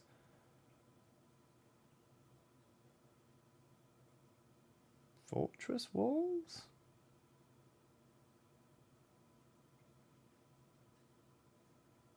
Strength and resilience. There we go. I've got Iron Warriors, which I think several of you called before. Iron Warriors for Johnny. Iron Within, Iron Without. The Primarch Perturabo is a strategic mastermind, and his Iron Warriors expert siege breakers. Their specialism makes them bitter and determined, for they fight grinding attritional wars while other legions claim glory. Yikes!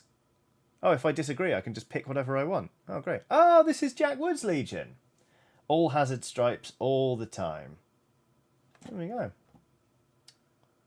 Steve Clapton says, never mind, Johnny. Did you say something earlier, or is that never mind that you're Iron Warriors? Hey, if I'm Iron Warriors, that's fine. Thomas Tomasi says, Johnny in a Traitor Legion, boo. Well, alright, well let's... Okay, so Iron Warriors if I'm going... Chaos. Or Heretic. Let's have a look at... Right, okay. Well, now let's make all the same choices. Scramble the infantry. Analyze. Bolter.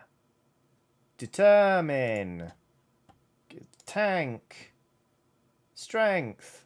Iron Warriors? The fuck?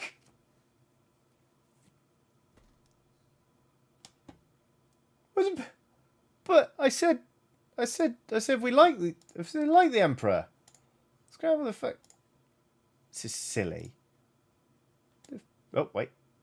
Yeah, it's determine, wasn't it? Yeah, determine. Tank. Strength. Iron Warriors, either way. There are loyalists in every legion. No. Right, well, there we go. Iron Warriors, it turns out. I don't think I'm going to buy the Horus Heresy, but... Oh, you can play the Traitor Legions as loyalists still. Okay. Alright. Alright. Well, there we go. Either way, while I've been complaining about not really having a project, I will try and work out what I'm going to do, because I do want to do something sort of that captures my interest again. Well, not captures my interest again, but that makes me...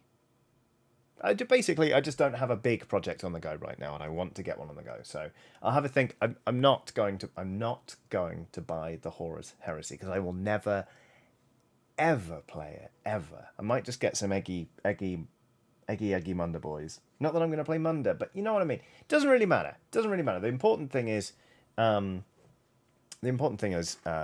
apparently I'm Iron Warriors through and through. So there we go. Thank you all watching me. Thank you all watching me. Thank you all for watching this stream. It's been lovely. Vanessa Kettering has done another super chat saying, I'm always shockingly productive when I catch you live. I'm off to the studio. Thanks for the stream. Thank you, Vanessa, for the super chat and for tuning in, and also just just all of you for being here. It's been bloody lovely, frankly. It's had a very, very nice time. It was good that we managed to vent about the things that are bothering us, and then crow about the things we're proud of, and then compliment the shit out of each other. I thought that was really, really nice. So I'm going to totter off now. I hope you have a lovely rest of your day, however much is left. As ever, there's loads of stuff for you to watch on the channel. I have a Patreon. It's patreon.com/Johnny Chiodini. Some of you will be aware. If you are aware, actually, and you haven't already checked, if you could check your Patreon payments, that would be cool, because every month I get a breakdown of, like, payments declined, or, you know, like yada, yada, yada. And, oh, there were quite a few this month, actually, which is a little bit worrying. So if you can have a look at that, that'd be great. But most importantly, I want to say thank you very much for watching. I'll be back in just 2 days on Thursday with a video game stream. I will catch you then. So, yeah, tutty buys, and have a nice evening. Bye!